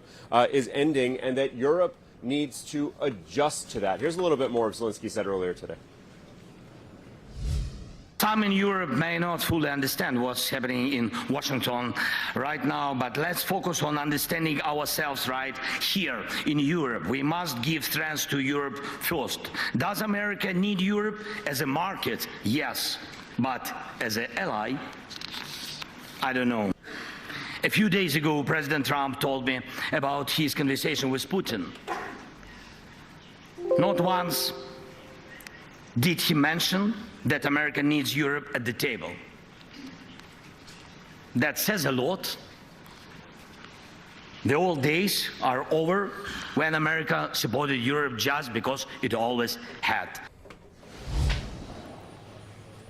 And so Zelensky called on Europe to band together and defend their own interests, and he said it should be done through European armed forces. He literally called it an armed forces of Europe, so that Europe's future depends on European needs and European priorities. Victor and Emma, of course, there are major questions about the state of these negotiations, which haven't even started yet, but there have been accusations that the Trump administration has already been giving concessions, has already been doing favors to President Putin. We heard the Secretary of Defense, Pete Hegseth, say a couple days ago that American forces would not go into Ukraine, that Ukraine would not be a member of NATO. That's something that has been echoed by the president himself. So there were a lot of questions for J.D. Vance when he got here to Munich from the Ukrainian side, from European officials. He kind of equivocated yesterday in Vance's meeting with Zelensky. He said that he wanted to keep all options on the table, that he was preserving optionality for President Trump. So certainly a lot of concern among the Ukrainians, among the Europeans. These negotiations just getting started in Ukraine, wanting to make sure that they are at the table when the fate of their country is really what's in play here. Victor, Emra. Alex Marquardt, there in Munich for us. Thank you. Let's bring in now former U.S. Ambassador to NATO, Ivo Dulzer. Mr. Ambassador, good to have you back. Let's start here from the framework of President Zelensky's remarks, saying that Europe needs its own alliance. We must build the armed forces of Europe so that Europe's future depends only on Europeans, saying that the U.S. doesn't appear that they really need the Europe as allies. What was your reaction as former ambassador to NATO of that framework from Zelensky? Well, my reaction was one of sadness, though I think he is also correct. I do think that the United States in the past few weeks has behaved in ways that make it incredibly hard for Ukraine, which is at war, for Europe, which is living on a continent at war, to rely on the United States. The United States is proving not to be a very reliable ally. And the two things that are most shocking over the past week are, one, the fact that the President of the United States decided to get on the phone with Vladimir Putin without talking to Europeans or without talking to Ukraine to promise a peace conference and a peace conversation that would take place between Washington and Moscow. Okay, you're boring.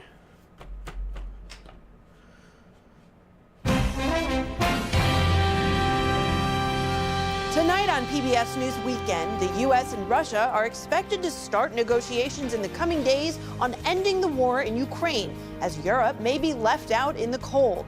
Then, as a deadline for Israeli troops to withdraw from southern Lebanon looms, PBS News embeds with UN forces monitoring the unfolding situation.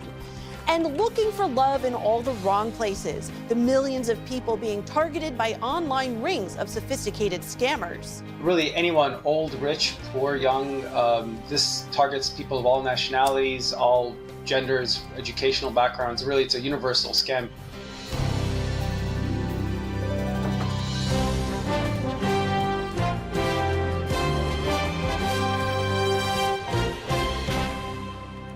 Major funding for PBS News Weekend. Can't get scammed if your bank account's empty. In 1995, two friends set out to make wireless coverage What? accessible How did this to ad all. get through? With no long-term contracts, Oh, it's their ad. nationwide coverage, and 100% Literally embedded in US-based PBS. customer support. Consumer Cellular. Freedom calls. This pays for our The public ongoing news, support so of they these can just stay there. individuals and institutions.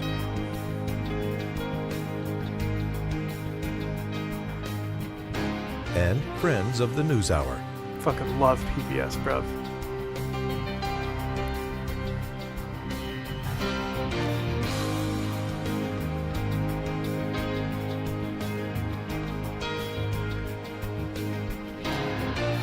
This program was made possible by the Corporation for Public Broadcasting and by contributions to your PBS station from viewers like you.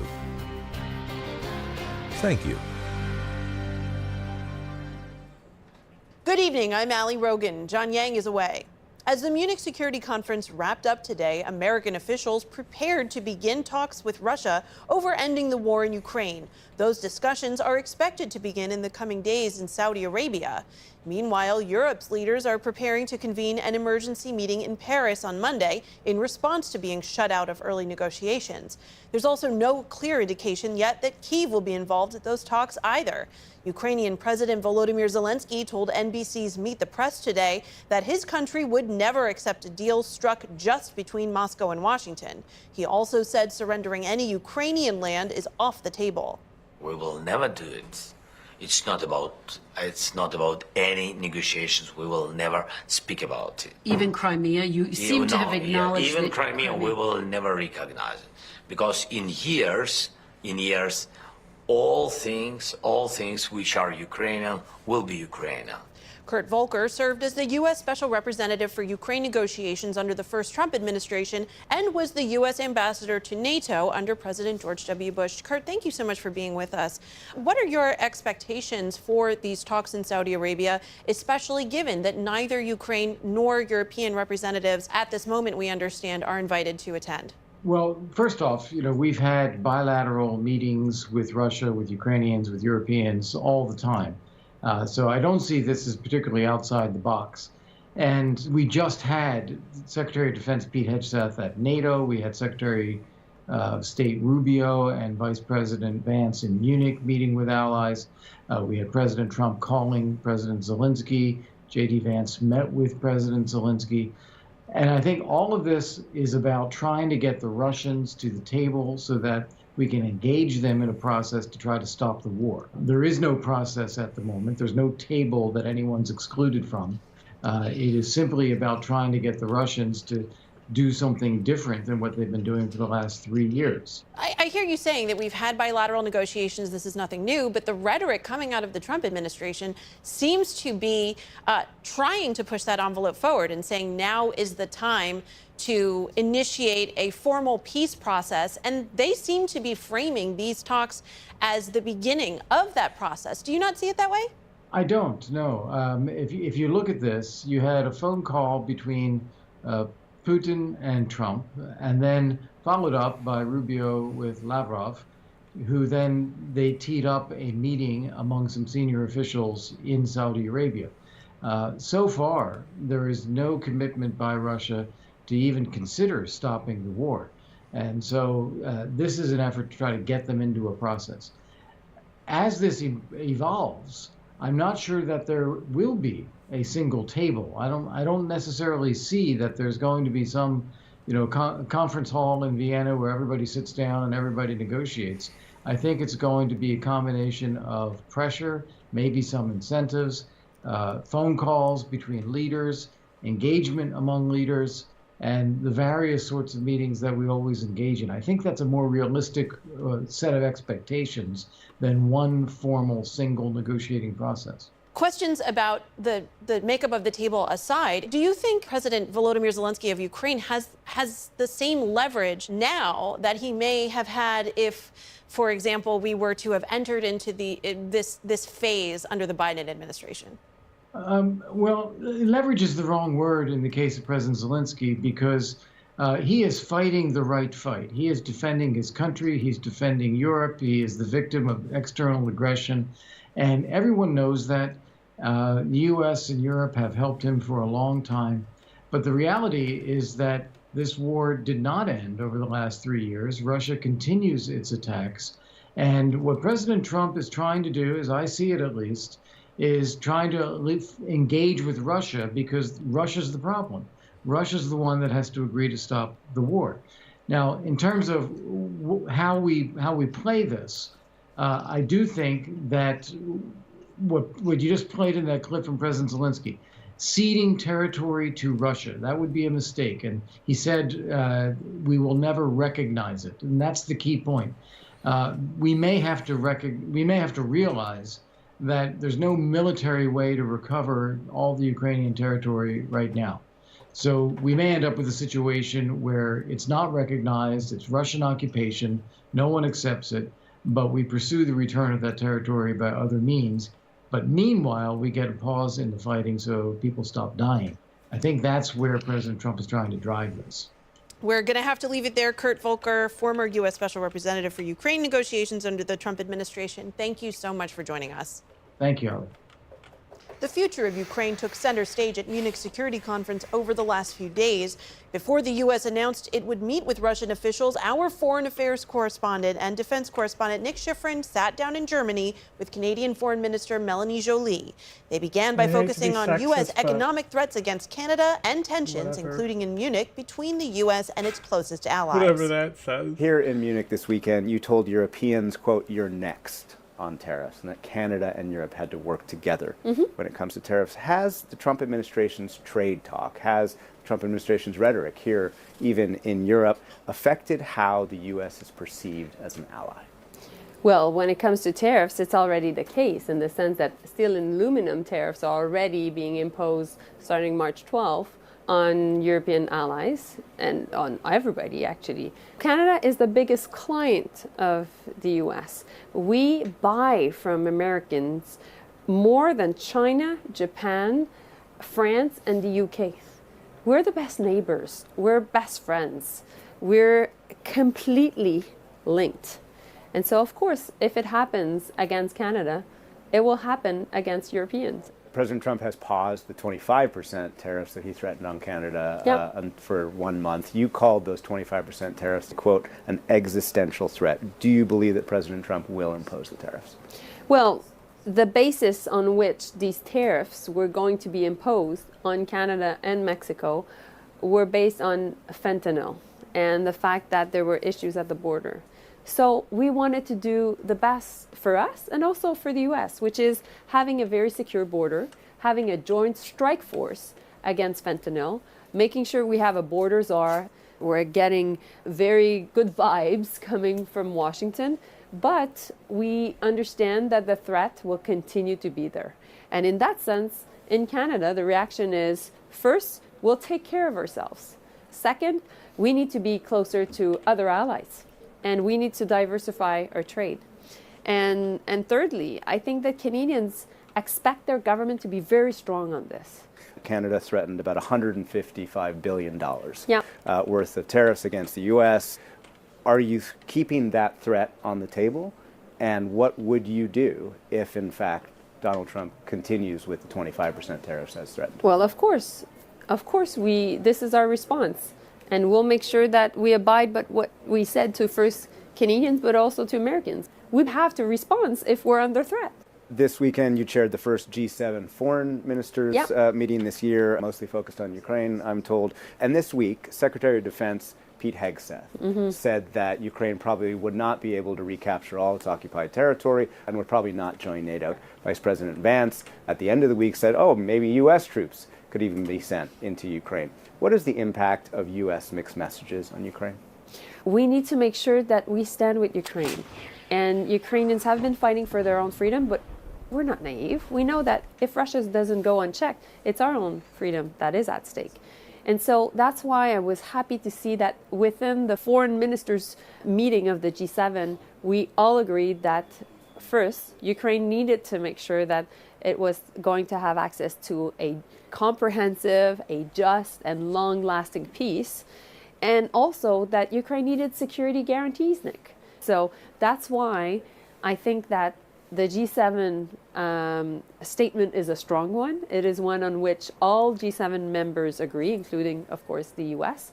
And so I think it sends a strong message. So does that mean that you have faith that the United States will continue supporting Ukraine? I think that it is important that they do. And I think at the same time, we hear the clear message, Nick. We need to do more on defense spending. Canada will do so. And so if it's about burden sharing, no problem. Let's have that conversation. But let's not have a bad deal for Ukraine.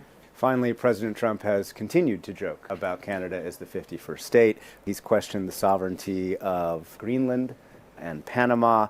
What is the impact when the President of the United States questions the sovereignty of countries, including NATO allies? Well, I think Canadians have been clear. They don't like it. We don't like it. And, we will make sure that that never happens. We will continue to be the best friends and, best neighbors America will ever have. But we will never be a state, and we will never be a colony, period. Melanie Joly, thank you very much. Thank you. In tonight's other news, the White House is doubling down on its support of Israel in its fight against Hamas. Marco Rubio visited Jerusalem today, his first trip to Israel as Secretary of State. While there, Rubio blamed Iran for instability in the region and reaffirmed President Trump's plan to take over Gaza, calling it a bold vision for the future. For his part, Prime Minister Benjamin Netanyahu said he and President Trump have major plans for Hamas if the group doesn't release the remaining 73 hostages. We have a common strategy, and we can't always share the details of this strategy with the public, including when the gates of hell will be opened, as they surely will if all our hostages are not released. As time ticks down on the first phase of the Israel-Hamas ceasefire, Netanyahu said he plans to meet with his security cabinet Monday to discuss next steps for phase 2 of a deal. Heavy rain, flooding, and mudslides have inundated states in the southeast this weekend. In Kentucky, Governor Andy Beshear confirmed at least 8 people have died due to flooding and dangerous driving conditions. Beshear said he expects that number to rise. In West Virginia, 10 counties are under a state of emergency, and in rural Virginia, mudslides have forced road closures. As that system moves out, most of the lower 48 will soon feel the 10th polar vortex of this winter season. The National Weather Service forecasts the frigid blast of Arctic air will move south this week, plunging temperatures. Most of the country will get to below freezing, but states like Montana and the Dakotas will plummet to temperatures of minus 30 degrees. After attending last week's Super Bowl, President Trump showed up at another popular sporting event, this time the Daytona 500. Mr. Trump traveled from Palm Beach to Daytona, where he received an enthusiastic welcome from the crowd. The presidential limousine then took a loop around the famous speedway, followed by Secret Service, pace cars, and the racers themselves. This must have been so Mr. great Trump's for second NASCAR time fans, attending you the know? Daytona 500 as president. This had to be Still come on fucking PBS awesome News if you're a Weekend. As the NASCAR deadline fan. looms, You the know? withdrawal of Israeli forces from Lebanon remains NASCAR uncertain. fans are the ones And that gave lucrative us Let's Go world of Brandon. online romance Where would scams. our meme Who's culture behind be them without and who's these most people? At risk? This is PBS News Weekend from the David M. Rubenstein studio at WETA in Washington, home of the PBS NewsHour, weeknights on PBS. This week is the deadline for Israeli troops to withdraw from southern Lebanon. Tuesday is the agreed upon date, but Israel already missed one previous deadline at the end of January, and it's indicated it will remain in some strategic areas along the border, raising fears of a prolonged occupation.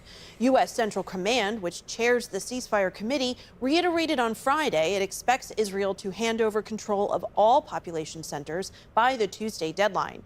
Special correspondent Simona Foltine has our report from southern Lebanon, where she embedded with UN forces. In southern Lebanon, UN peacekeepers watch over a fragile ceasefire. Lieutenant Colonel Shane Rocket leads the Irish battalion here. We're about 6 to 7 kilometers from the Blue Line. The Blue Line is the UN's demarcation line separating Lebanon and Israel. For decades, this UN mission, called UNIFIL, has been stationed here to keep hostilities between Israel and Hezbollah at bay. Our job here is to be the eyes and ears of the international community and pass on whatever information we can see on the ground in relation to violations. And the violations have been many. Almost 3 months after the ceasefire came into effect, Israel still occupies Lebanese territory and is likely to stay past a second deadline. The delays have sparked fierce opposition from Hezbollah and Lebanon's newly formed government. UNIFIL has been caught in the middle.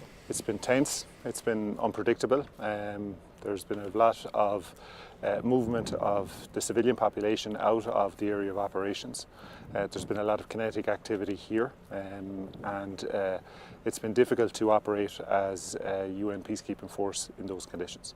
While Hezbollah has stopped firing rockets into northern Israel, the Lebanese government accuses Israel of hundreds of attacks on Lebanese soil since the truce began in November.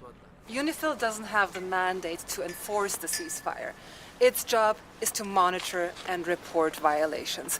But even that has become more challenging in recent months as it faces growing movement PBS journalists restrictions, actually strapped their helmet. from Wow. the Israeli side. To access Lebanese areas under the IDF's control, UNIFIL must obtain Israeli permission. Y'all got any news We for the are upcoming given NATO permission for summit? certain conditions But if we need to go you know it's to going to be a UN fucking position bonkers, that will bro. go through that particular village or around that village. We I have anxiety request permission to travel in right those now. locations. Freedom of movement for the UN and in assistance to the LAF, the freedom of movement of both of us in the area of operations is difficult at the moment. There are a number of roadblocks, there are a number of conditions that are set that mean that we can't go into certain locations, and that's been frustrating as a commander here. As a result, UNIFIL was unable to take us close to the Blue Line, where Israeli troops are still stationed. Instead, we headed to the nearby town of Tibnin, passing through villages where Hezbollah enjoys widespread popular support. This area has historically been a Hezbollah stronghold, and there's quite a bit of suspicion among locals towards UNIFIL, which is perceived by some as siding with Israel. So the peacekeepers are trying their best to reach out and build trust with local communities. The peacekeepers visit a girls' orphanage that has been damaged in an Israeli strike. Its director, Ali Saad, is grateful for their support, but such positive attitudes towards UNIFIL are rare. During the conflict time, the recent conflict time, the people did not feel, the majority of the local community did not feel that UNIFIL was supportive to them because their houses, all of the houses, even they are not military targets, they were blown up and damaged, and what was not blown up was burnt in front of UNIFIL eyes, and UNIFIL did not do or could not do anything. Distrust has further grown in recent months as Israel repeatedly violates the ceasefire with little condemnation from the international community. Some people have that feeling that why the UNIFIL do not treat both sides equal? Because all the pressure is put on the Lebanese side. As part of the truce, Hezbollah is to disarm south of the Litani River, in line with a 2006 UN resolution that was never implemented. Israel is saying that Lebanon has not kept its part of the deal. How easy is it for you to verify whether Hezbollah has disarmed south of the Litani River? That's a difficult question to answer. What we have seen over the last number of weeks is a decrease in the kinetic activity that's happening here in South Lebanon.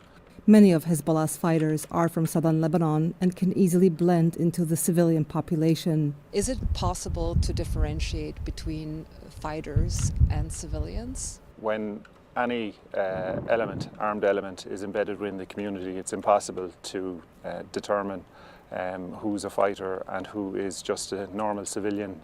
Israel has said it'll remain here until Lebanon upholds its commitments under the ceasefire. Many fear that this could open the door for indefinite Israeli presence and perhaps give Hezbollah reason to take up arms again. For PBS News Weekend, I'm Simona Foltin in southern Lebanon.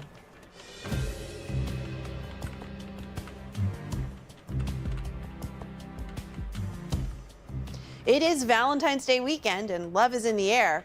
More and more these days, that first spark begins with connections we make on our phones and computers. But not all budding online romances are real. Scammers use texts and fake profiles to win the trust of people looking for love and fleece Americans of billions of dollars every year. I recently spoke to investigative reporter Cesare Podkol, who is writing a book about these scams, to understand how they work and who they target. In the process of doing my reporting on this, I've spoken to multiple victims who've lost over $1 million, many in the hundreds of thousands of dollars. The losses are really staggering. Really, anyone, old, rich, poor, young, this targets people of all nationalities, all genders, educational backgrounds. Really, it's a universal scam because of that psychological manipulation aspect. So I think all of us have to watch out for the red flags. They involve things like someone being just really friendly, coming out of nowhere and offering to teach you an investment opportunity, sometimes being pushy and forcing you to do things that you don't feel comfortable doing, like depositing more and more money into an investment opportunity that you start to suspect maybe not what you thought it was. So watching out for those things, and really just anyone online contacting you out of the blue, offering things that you're not aware of and weren't expecting, those are the things we should all be watching out for. And if you are caught up in one of these scams, what are the best ways that you have to get your money back? So first of all, if you are in the midst of this scam and you're still talking to someone, the best thing you can do really is to ask someone, show them hey, I'm talking with this person, do you think it's real? Because if you're still doubting it, getting a second opinion from a trusted friend can really help you kind of realize, that's great advice, actually. Then once you realize that you have been scammed, the best thing you can do is just report the crime, not only to your local police, but also to the FBI's Internet Crime Complaint Center. Find your local field office of the U.S. Secret Service and tell them about this crime. You're often not the only victim. These websites that are set up and they're active for many different weeks, sometimes months. And so if you report, you're not only helping yourself, but maybe also other victims, because law enforcement may then be able to cluster those cases together, seize larger amounts of funds, do the investigation, and you may find yourself a year or two later, might end up finding out from law enforcement, hey, they were able to seize some funds, and it looks like you may have been part of the same fraudulent website that defrauded a lot of other people. So you're only doing yourself a favor by reporting the crime. You're doing yourself a disfavor by not reporting it. And what role does cryptocurrency play here? It's central. It's really the main way that criminals engage with victims, by convincing them to send their money using cryptocurrencies.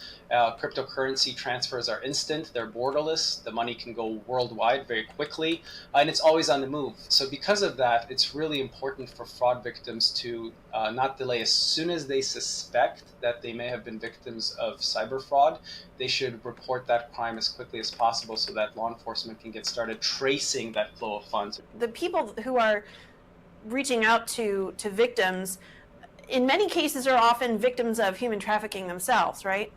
Yeah, not Yeah. always, but in many cases, yes.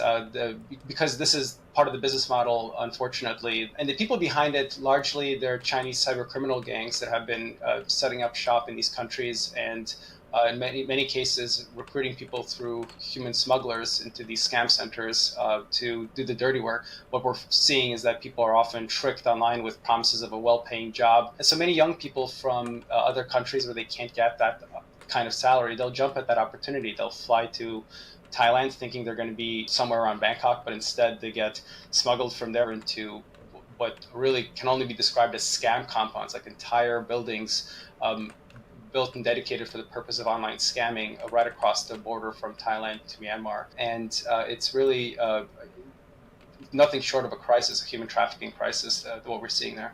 The Trump administration is working to shut down USAID and also reevaluate all foreign assistance money that goes out the door. How do you think that might impact efforts to combat these fraudsters?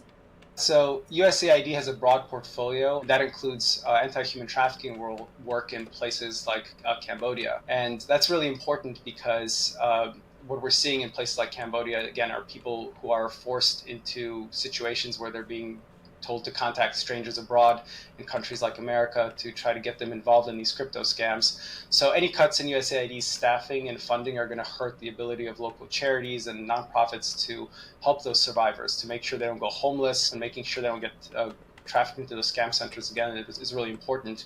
And through those cuts to that funding, it's really, it's not good for the human trafficking victims, obviously, and it's certainly not good for the potential targets of this fraud, including people in America. Cesare Podkal, investigative journalist who's working on a book on this topic. Thank you so much for joining us.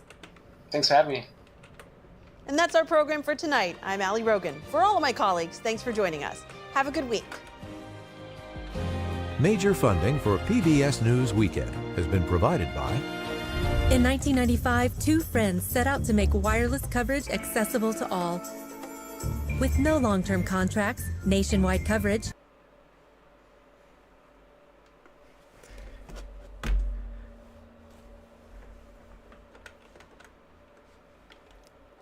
Israel's Prime Minister Benjamin Netanyahu says his country is working in full cooperation with the US in eliminating Hamas and ending the conflict in Gaza. He was speaking after meeting the US Secretary of State in what is Marco Rubio's first visit to the Middle East since his appointment. Secretary Rubio said the two countries shared a common position on Gaza as he reiterated President Trump's plan for the future of the region. He also highlighted the threat of Iran and promised the US would not allow Tehran to become a nuclear state. Mr. Netanyahu praised Donald Trump as the greatest US president Israel ever had and warned Hamas that Israel would, in his words, open the gates of hell if all hostages were not returned. I want to assure everyone who's now listening to us, President Trump and I are working in full cooperation and coordination between us. We have a common strategy, and we can't always share the details of this strategy with the public, including when the gates of hell will be opened, as they surely will if all our hostages are not released until the last one of them. Israel is determined to achieve all the war objectives we set after the horrific attack on October 7th, the worst attack on Jews since the Holocaust. We will eliminate Hamas's military capability and its political rule in Gaza. We will bring all our hostages home, and we will ensure that Gaza never again poses a threat to Israel. The unequivocal support of the United States on Gaza will help us achieve these objectives faster and set us on a path for a different future. Secretary Rubio and I discussed President Trump's bold vision for Gaza's future, how we can work together to ensure that that future becomes a reality. Benjamin Netanyahu there. Well, the US Secretary of State stressed the importance that all Israeli hostages are returned home. He also highlighted the threat from Iran across the Middle East. The common theme in all of these challenges is Iran. It is the single greatest source of instability in the region, behind every terrorist group, behind every act of violence, behind every destabilizing activity, behind everything that threatens peace and stability for the millions of people who call this region home, is Iran.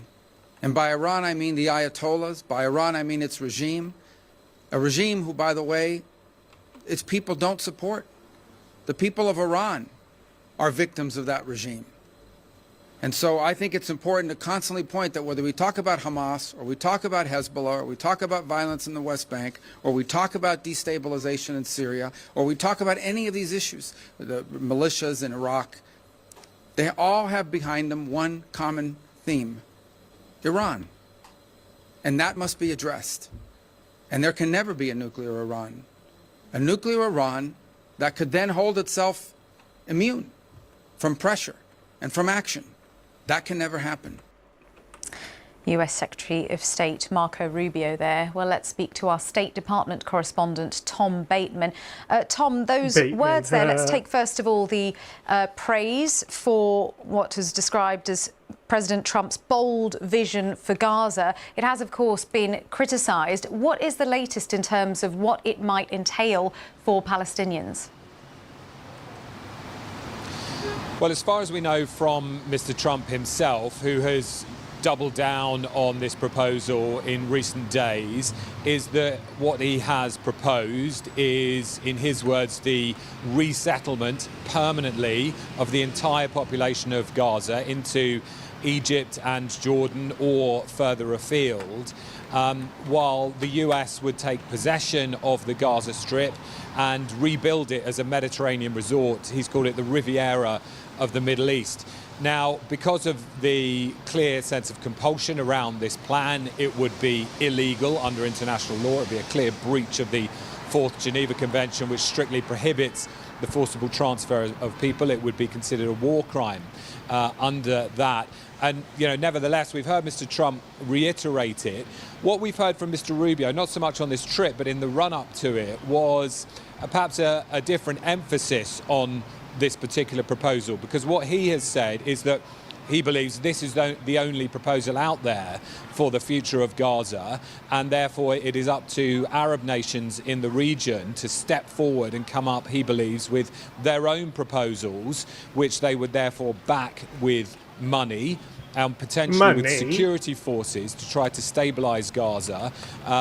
And so I think what Mr. Rubio is trying to suggest is that this is some sort of maximalist negotiating position to try and push neighbouring Arab countries to come up with an alternative plan for the future governance of Gaza.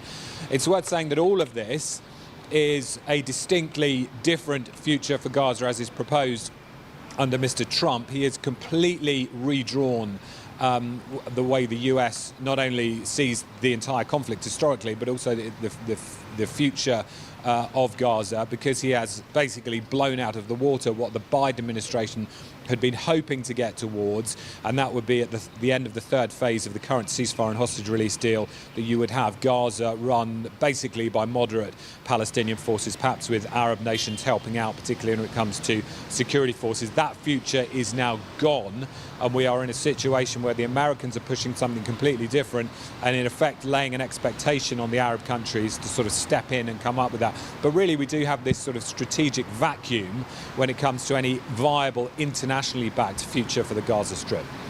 Tom Bateman, our State Department correspondent, thank you.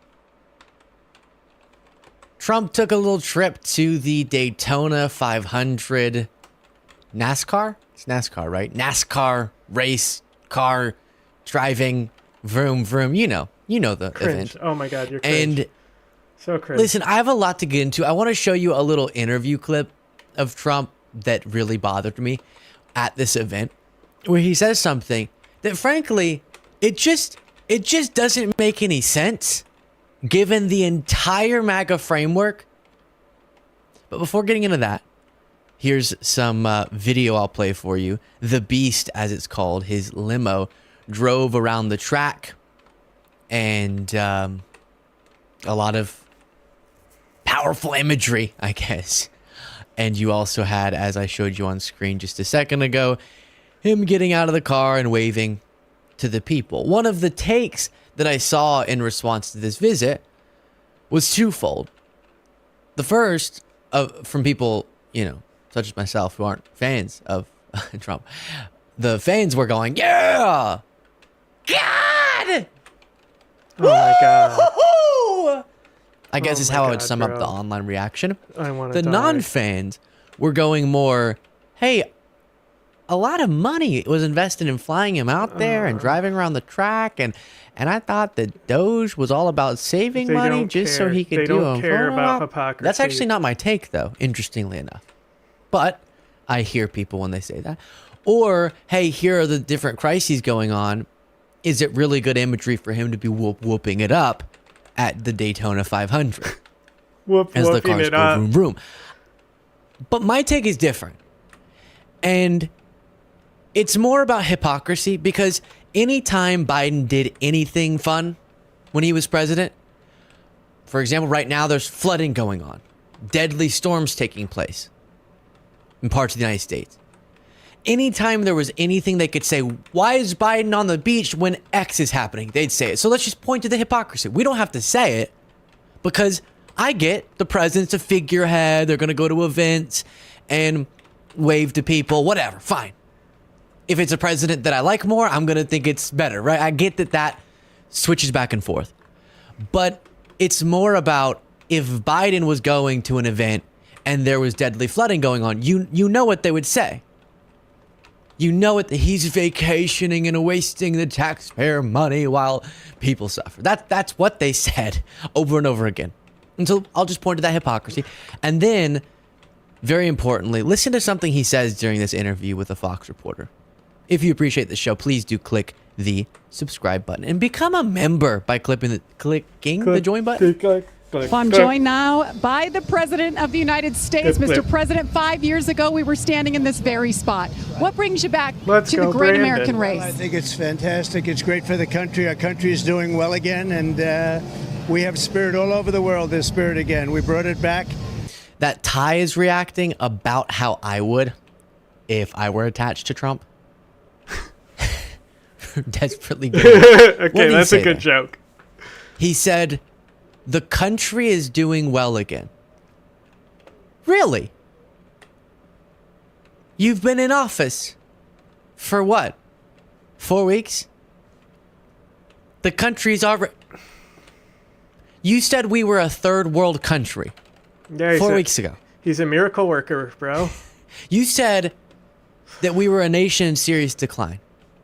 You said we were no longer great 4 weeks ago. How could you have possibly, literally logistically, the way Luke, the you just government don't works, get it, you couldn't okay? have possibly implemented things such that we could have gone all the way from that quote unquote banana republic Trump has to vision. greatness. When I said Trump was going to try to take credit for Biden's economy and for Biden's achievements, I didn't realize it was going to be this quick. Here, let's start from the beginning of that clip. Well, I'm joined now by the President of the United States. Mr. President, 5 years ago, we were standing in this very spot. What brings you back to the great American race? Well, I think it's fantastic. It's great for the country. Our country is doing well again, and we have spirit all over the world. There's spirit again. We brought it back, and it's been less than 4 weeks. So you'll see what we do in a little period of time. It's going to only get better, but this is very exciting. You brought your granddaughter. I know some of your other family members are here. You get to take a ride around in the Beast. What is that like? I'll let you know in about 2 minutes, because they're going to be going quite quickly, I understand. And you just got to meet some of the drivers. Are you going to get on the radio They're again gonna go and on talk a to them car before the start of ride. this? They're gonna make me drive in the car. They're gonna drive me around and go. I see it, "Wee!" and I've been here, and they have a lot of guts, as they would say. Mr. President, enjoy your time. So there's that. And then I mentioned to you, here's just some reporting from weather.com, the Weather Channel. Who else do we go to for this? At least Can't 9 trust them. killed in Kentucky and Georgia as floods, severe weather, Live slam news. south. And so I'm just bringing this up, number one, to inform you that this is happening and it's tragic and it's another situation where our hearts are with the families that are impacted. Seems like you're using them as But the political tokens. discussion, we should induce a little bit of a reality hypocrisy check, which is if there was anything going on of any negativity during Biden's time and he did anything, He went to the beach. He got ice cream. It would be Biden eats ice cream as people suffer. But it's so weird. It's so weird. I can't figure it out. Why would people say one thing with one person, but a different thing about the same thing with a different person? Why would someone say they have a principle and then not apply it equally to different people? Because you know they're not going to do that with Trump. They're not going to say Trump drives around on an expensive trip in the beast on the track as people suffer. They won't say that. And I don't think we should always connect the two things. I just care about how you're doing as president. If as president you're doing a really good job and you happen to golf a lot, or you happen to beach tan a lot, or you happen to play cricket a lot. Cricket. Great. If you're a bad president, Trump, and you do all those things, those aren't the things that make you the bad president. It's the bad things you're doing. Like empowering Elon Musk as he had, causing posts like this. Ariel Kane wrote on X, "Hey, Elon Musk, your Doge minions just fired me and my colleagues at CMMI. We were working on improving maternal health outcomes at lower costs so that less pregnant women would die in this country. I thought that would fit nicely into your agenda. I thought we were about supporting such things. Saving people's lives and trying to figure out more cost-effective ways pregnant women to die. to We're do the so. Republican And then Party, duh. I'll admit what's about to be outlined here is speculative, but very fascinating and chilling. Democratic Senator Chris Murphy has a theory as to why it is that Elon Musk has targeted the particular agencies that he's chosen to. So I want to walk you through the agencies that Doge has targeted from the outset, because it tells you a story that is not about cutting government waste, a story that's about making Elon Musk rich. Okay, let me walk you through this. The four agencies that Doge goes after first are the CFPB, the Consumer Protection Bureau. Musk needs to destroy that agency. Why? Because he wants to set up a new global payment app on Twitter. And the only agency out there that would make sure that consumers are protected from abuses by a global payment app on Twitter, the CFPB. Second agency he goes after is the NLRB. That's the National Labor Relations Board.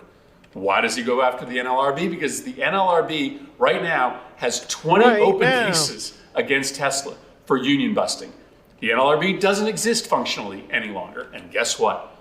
Nobody can hold Elon Musk to account when he tries to destroy efforts by his workers to organize.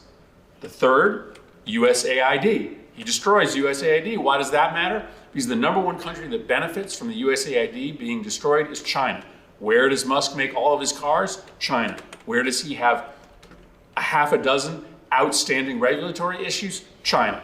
China's really happy about the destruction of USAID, willing to do Musk more favors. And finally, he goes after the Treasury Department. He's got access to the entire Department of Treasury payments system. That's really convenient for somebody that wants to build this global payment app. He can research his competitors, and maybe he can even put them on the do not pay list, which is this top secret list of companies that don't get payments from the Treasury Department. Musk now has control over it. Treasury, USAID, NLRB, CFPB. Four agencies that, if destroyed, make Elon Musk and his billionaire cronies a ton of money. So here's what I can say, because prescribing, predicting, assessing without overwhelming evidence someone's intention, especially for what would be such a malicious plot, is admittedly difficult, and we don't know for sure if Elon's thinking of it in the exact way, with the exact approach that Chris Murphy outlined there. I'm willing to admit that, okay? But what pointing to those different attacks and shutting down of agencies and then connecting the dots for how this would impact people like Elon Musk, and then zooming out and realizing that what actions are being taken in coordination, Republicans in coordination with Elon Musk, Congress and Elon Musk, it is setting up a world that exacerbates income inequality, that is quite literally taking away benefits from people who need it the most, while enhancing the wealth of people who already have so much wealth.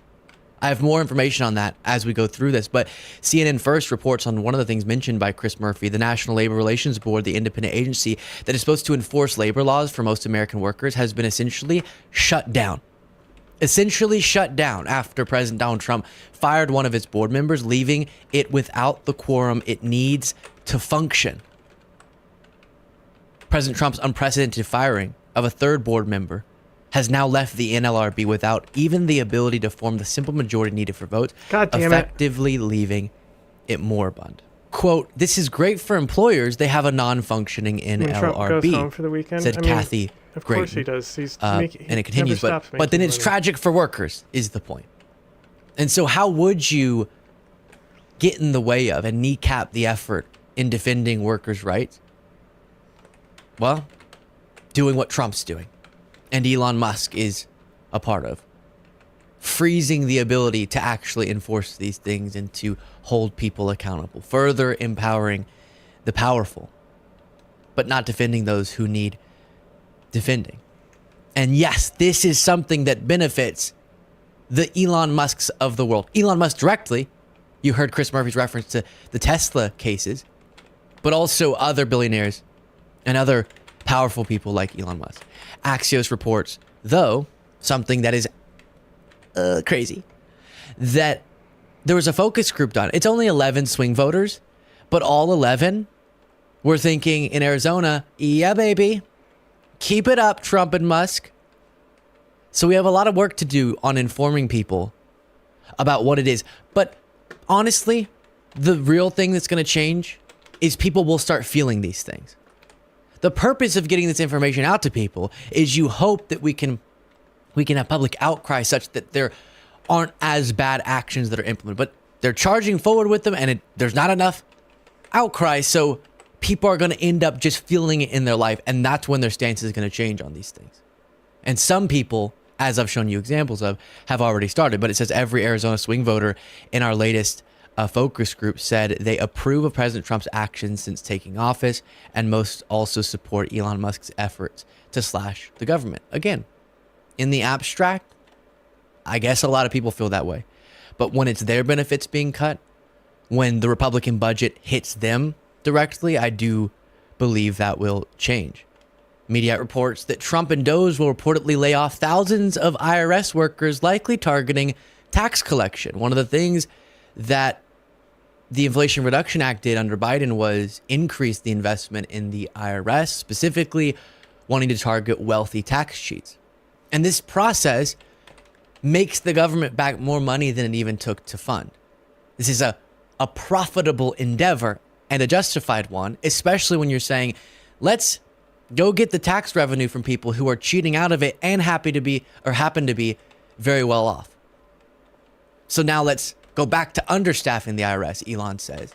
Let's go back to underinvesting in the IRS, which will only facilitate more people like him getting away with things that they shouldn't and cheating the American people.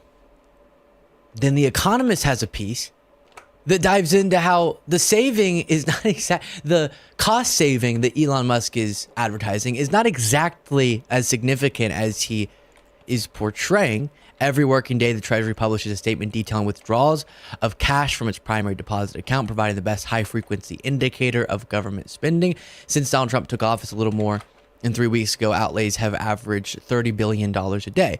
Compare that with the same period last year under Joe Biden, federal spending back then came to about $26 billion a day. So they're not actually making the huge gains that they claim. And we're especially going to see that with the deficit when the budget comes into play. NBC News reports the House GOP panel passes budget blueprint with $4.5 trillion in tax cuts and steep spending reductions. This because Elon, through his actions, can't make the dent that Republicans really want, is where the real damage will be done. But it'll still somehow, as we've outlined, exacerbate the deficit. We're going to make our debt problem worse while saying because of our debt problem, we have to cut spending, but we're going to way offset that by cutting taxes more for rich people. Oh my gosh. The Republican-controlled House Budget Committee voted along party lines to advance a massive budget blueprint to slash taxes and spending by trillions of dollars. The budget calls for up to $4.5 trillion in new deficits through tax cuts, which Republicans plan to use to extend Trump's expiring 2017 tax laws, which is essentially entirely a benefit for the top of the economic ladder, and pass other pieces of his tax agenda. It calls for $1.5 trillion in spending cuts, with an additional caveat. The House package has to include $2 trillion in cuts to mandatory part of federal spending. That's the Medicare, Social Security, etc., which covers programs like Medicare, Medicaid, and food benefits known as SNAP, or $4.5 trillion amount in tax breaks must be reduced by a commensurate amount.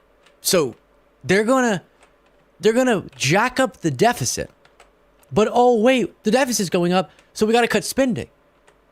So then they're gonna cut spending, and they're calling for cuts to the mandatory programs. That's your benefits. That's people who need the support. All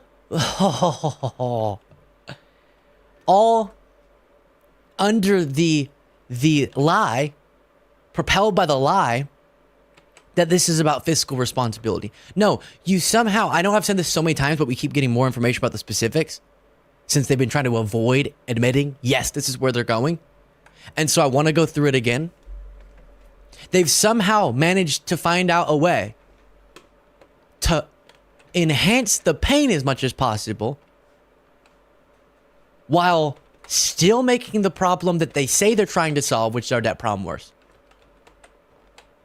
And the only reason we could figure out why, when looking into this budget, when seeing the extensions they want to make to the 2017 Trump tax cuts, is because, my goodness, the most powerful and wealthiest among us would benefit greatly. Everyone else would lose, though. And we'll continue to see Elon, while they'll throw little things in there. Oh, we'll cut taxes eatsy-weetsy ways for working folks. And then in the grand scheme of things, it won't make any difference. But it all will be, as the debt gets worse, because they insist on these cuts, it'll all become more fodder, more justification for Elon's little crew to continue cutting benefits and shutting down organizations. Oh, we have to do it. Sorry, too much spending. Well, stop cutting taxes for wealthy people and then we could afford it. Share your thoughts in the comments. In tonight's other news, the White House is doubling down on its support of Israel in its fight against Hamas. Marco Rubio visited Jerusalem today, his first trip to Israel as Secretary of State. While there, Rubio blamed Iran for instability in the region and reaffirmed President Trump's plan to take over Gaza, calling it a bold vision for the future. For his part, Prime Minister Benjamin Netanyahu said he and President Trump have major plans for Hamas if the group doesn't release the remaining 73 hostages. We have a common strategy, and we can't always share the details of this strategy with the public, including when the gates of hell will be opened, as they surely will if all our hostages are not released. As time ticks down on the first phase of the Israel-Hamas ceasefire, Netanyahu said he plans to meet with his security cabinet Monday to discuss next steps for phase 2 of a deal. Heavy rain, flooding, and mudslides have inundated states in the southeast this weekend. In Kentucky, Governor Andy Beshear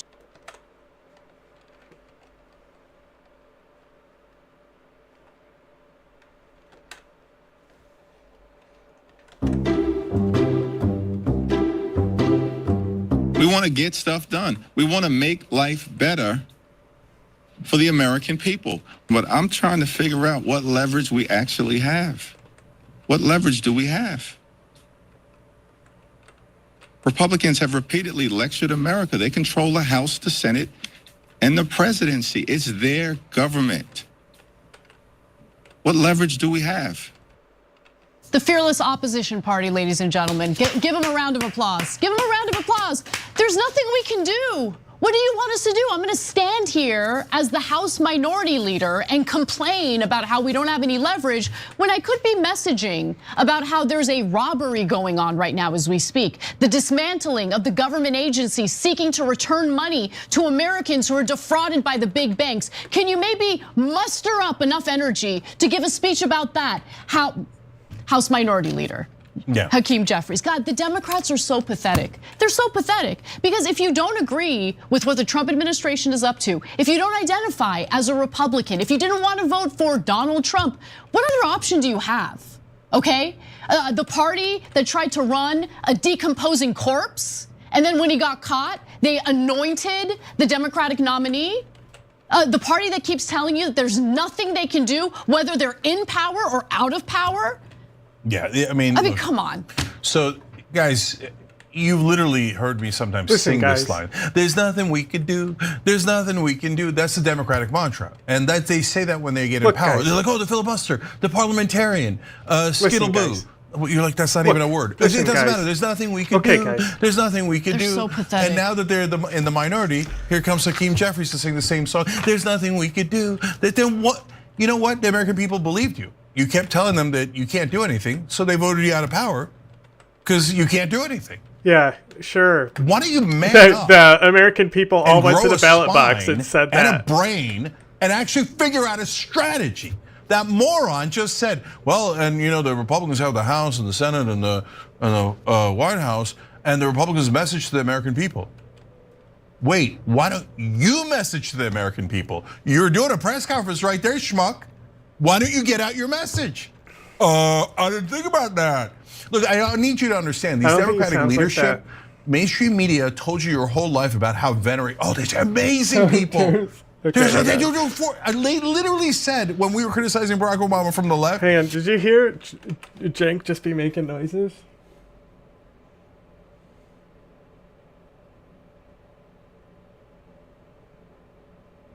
Yeah, I think they are trying to scare them. They do your whole life about how venerate. Oh, they're amazing people. They literally said when we were criticizing Barack Obama from the left. Isn't it amazing the noises that he makes? You don't understand. The Dems aren't done. They know this. They're captured by communism. It is the reality. Yep, that sounds like reality to me. Four-dimensional chess. Amen, brother. He four-dimensional chess to no change at all other than Obamacare. Okay? He 4D chess all the way to a giant bank bailout that made the Democratic Party deeply unpopular and lost 1,000 seats. And here comes Hakeem Jeffries to go, there's nothing I can do. They're dumb. They're right? And they're incompetent. Incompetent. Oh my God. Total losers. Oh my God. 100%. This is this is it. This is the opposition. This is quality Cenk. Because the explanation for here. why Democrats can't deliver for Americans right now is that Republicans just never let them get anything done. How many more noises do you think he's going to make? That's the role of your opposition party, Hakeem Jeffries. But isn't it amazing that when Republicans want something, they usually find a way to get what they want? Anyway, he doubled down later in the same press conference. Let's hear what the House Minority Leader has to say. We've made clear from the beginning, there's a season to govern and a season to campaign. We are in the governing season.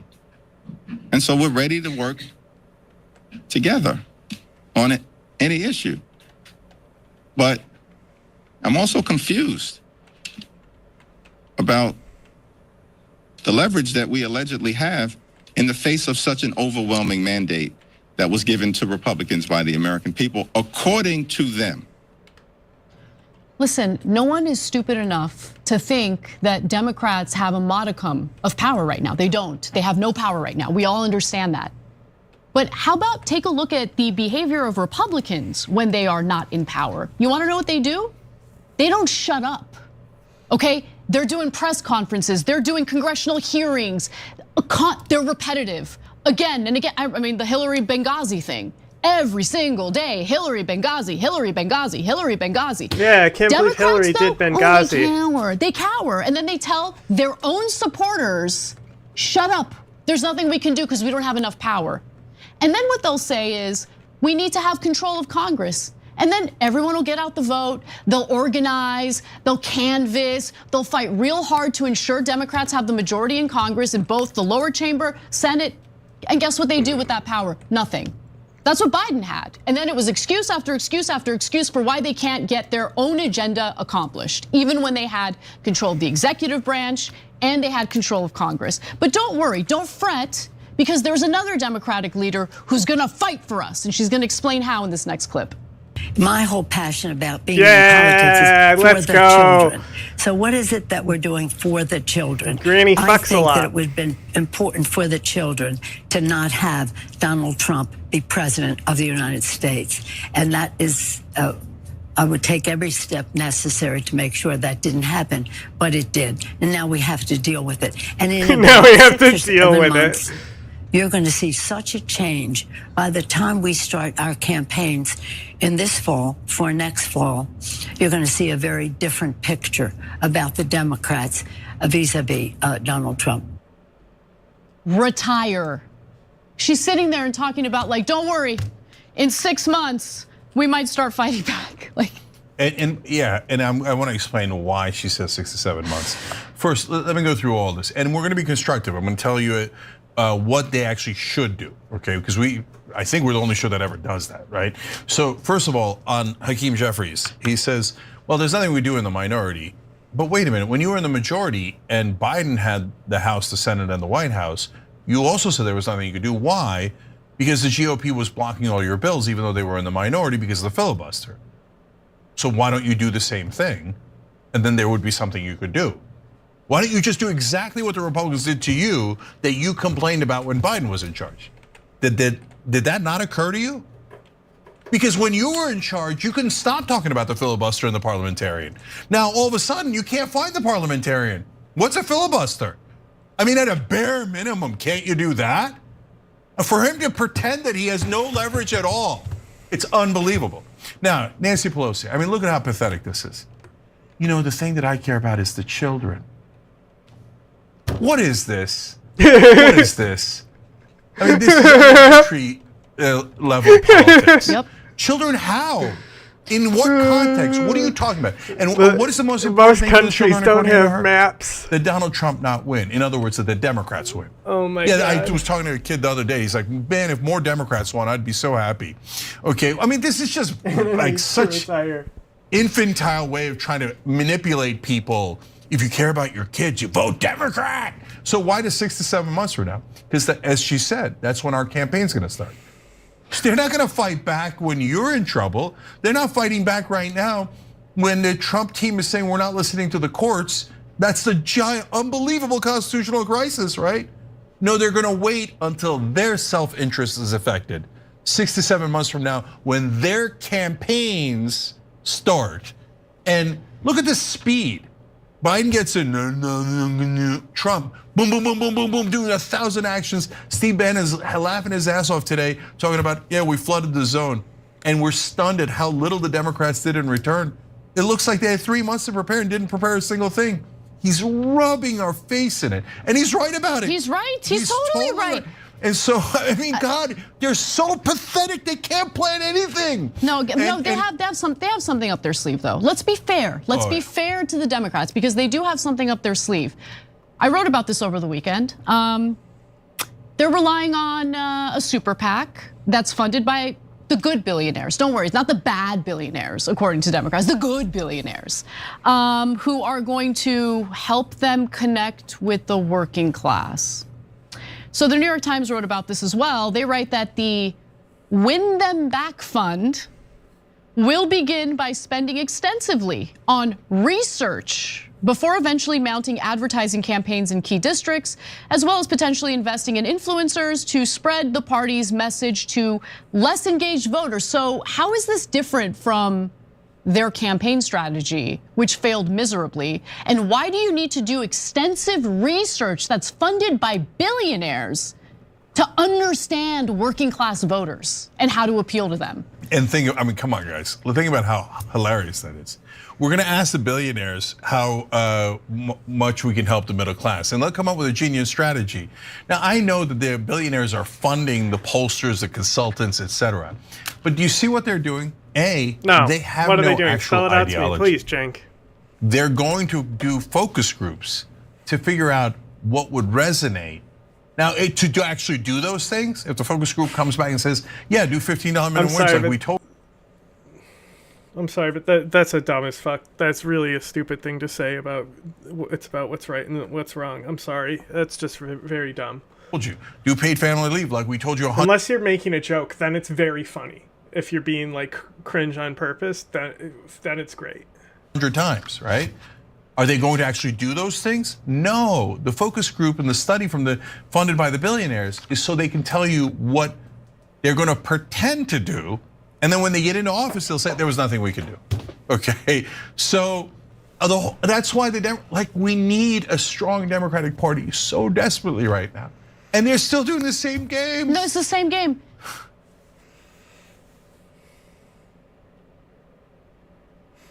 You think it was a mistake for Clinton to revitalize this party? They could have just had like a whole new party and not called it the Democratic Party, you know? And then we could actually be like, you know, when Biden came in LARPing that he was going to be like FDR and shit, you know? You could actually have somebody who could do that because they were recalling like the actual old Democrat Party. But then if you go too far back, then it's the old Democrats. Uh-oh. The Democrats, the issue with the Democrats in this last election cycle, wasn't the lack of money, and it wasn't the lack of advertising either. In fact, I mean, you just look at this. This is a graph put together by the New York Times. It shows the difference between Kamala Harris's fundraising versus Donald Trump's fundraising.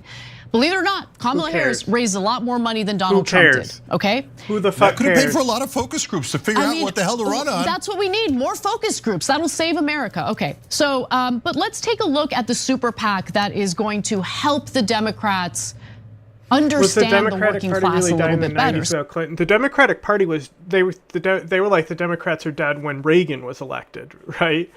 You know, and like you know, like it really wasn't until Clinton until you have somebody who revitalized the party, and like the Clinton Democrat is like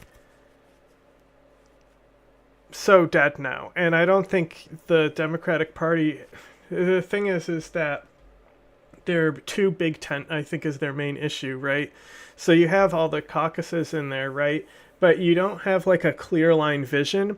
And since the United States is set up to be a two-party system instead of coalition governments, it has prevented them from actually having an identity to run on, like they used to have during Clinton and even Obama. You know. Like, Joe Biden is just like a guy, you know. It's like, you know, like I like Amy Klobuchar as a, like, you know, she's like a decent politician, but like she can't be running a Democratic Party. Like, what does she stand on, you know? Like, I could see Chuck Schumer being a better presidential candidate than Biden was. They just need to like commit to like an agenda, and they just can't with how they function, and that's the issue. Is they need to just become something that's not the Democratic Party. They need to become an actual like formed party, because like naturally, just with Hegelian dialectics, there's going to be a massive rebound from this MAGAverse that's going on right now. So the super PAC's name funny is every time. Whether it's in 2 years, 4 years, 6 years, 8 years, you know. House Majority PAC is the name of the super PAC. They're the ones who are putting $50 million aside in order to do this whole Win Them Back fund. And Win Them Back means win back the working class. Who funds this super PAC? Let's take a look at the list of people.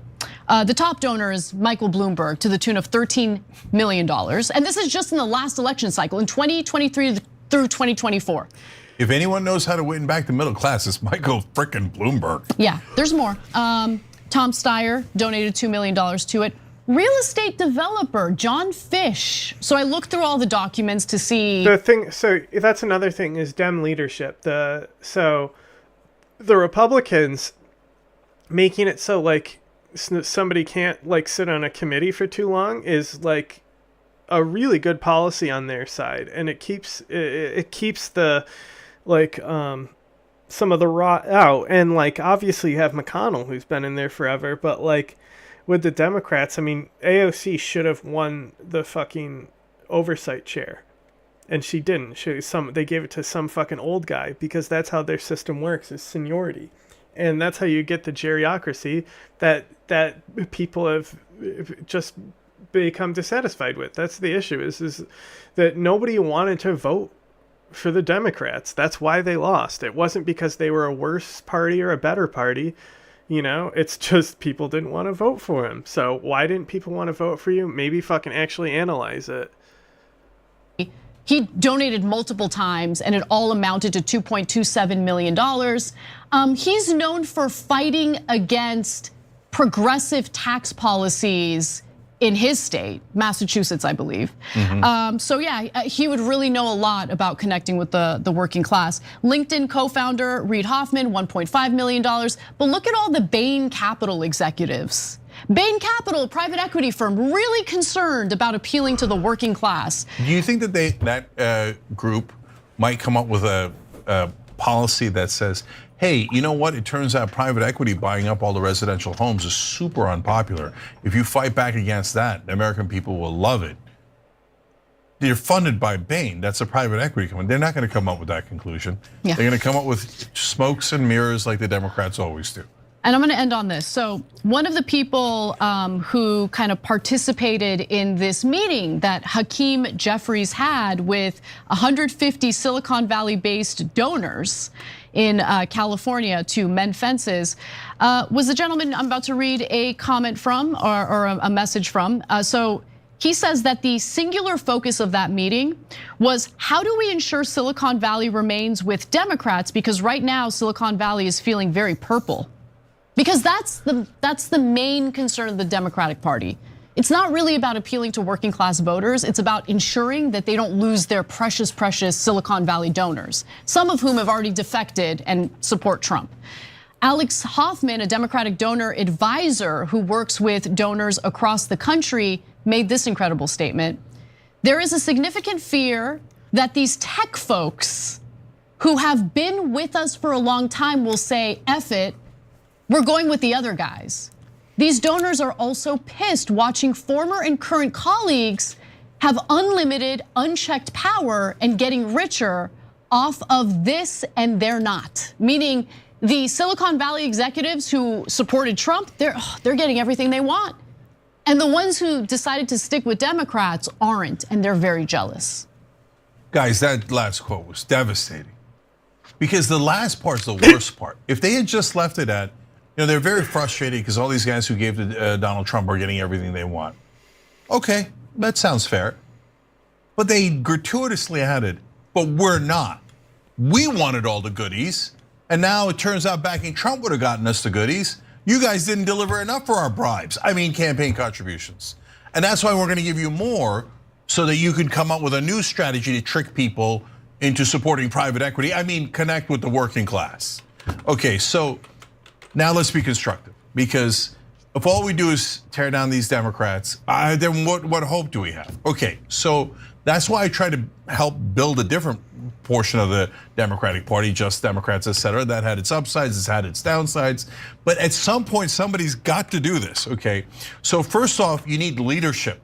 I don't care if you're an actual leader, Hakeem Jeffries, Chuck Schumer, et cetera. Somebody in the Senate, in the House, raise their hand and go, I'm having a meeting. Anyone who wants to fight back, this is not public. Come in, we're doing a meeting. Okay, hey, I don't need Hakeem Jeffries' permission. Jamie, you're going on MSNBC. Steve Cohen, you're going on Fox News. This guy, you're going there. You're going on Joe Rogan's podcast if you can get on. You're going on the other podcasts, et cetera. And okay, now, we're all doing that so we get our message out. That is number one thing we can do. Hakeem Jeffries just said earlier in that, what we showed you, that the Republicans won by getting their message out. So knucklehead, you might want to do the same. But God, he's nowhere near a leader. Okay, then secondly, you have to agree on what the messaging is. What is a powerful message that you could deliver? So for example, we covered a story, and it might seem like a minor story to some, but it's actually excellent moral high ground to fight from last week, which was they're getting rid of the lead cleaning in the water. That means there's going to be more lead poisoning. That means it literally drops IQ points of kids. It increases crime. Back. And cleaning up the lead out of the water has an over We are so 90% back. approval rating. So if you all went out on the Sunday shows, you all went on the podcast, you all went on online media and said at the same time, they're poisoning our kids. And here's definitive proof. Why are they doing this? Then you're fighting on moral high ground and you're doing damage. Republicans do this all the time with tiny little issues that nobody's even ever freaking heard of, right? This lead thing is an actual real important thing. And by the way, he's like, well, we're trying to work with them. Look, if you say, hey, there's some things I would like to work with them on, good, no problem. I say, for example, you want to cut the Pentagon? That's a Democratic priority. If the Republicans agree, it was. If the Republicans agree, great. Then, by the way, what do? You look reasonable for working with them on an issue that's popular and was yours to begin with, right? Trump so will make it ways his. to agree on a small number of Trump, things and doesn't fight matter what back you do, on the it's other Trump's parts win, no matter and do what it happens. right. But are they going to figure out any of that? No, and that's why it's hard not to be despondent. The Democratic Party is so pathetic. There isn't one freaking leader that could do any of this messaging. Thanks for watching The Young Turks. Really appreciate it.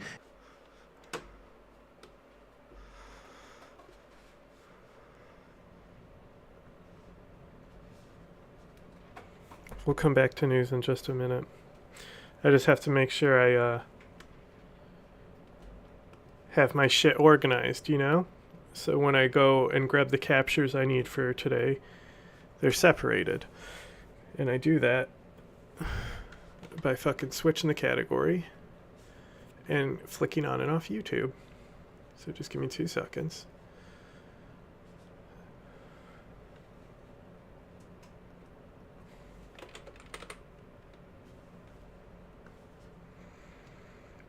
Boom. Okay.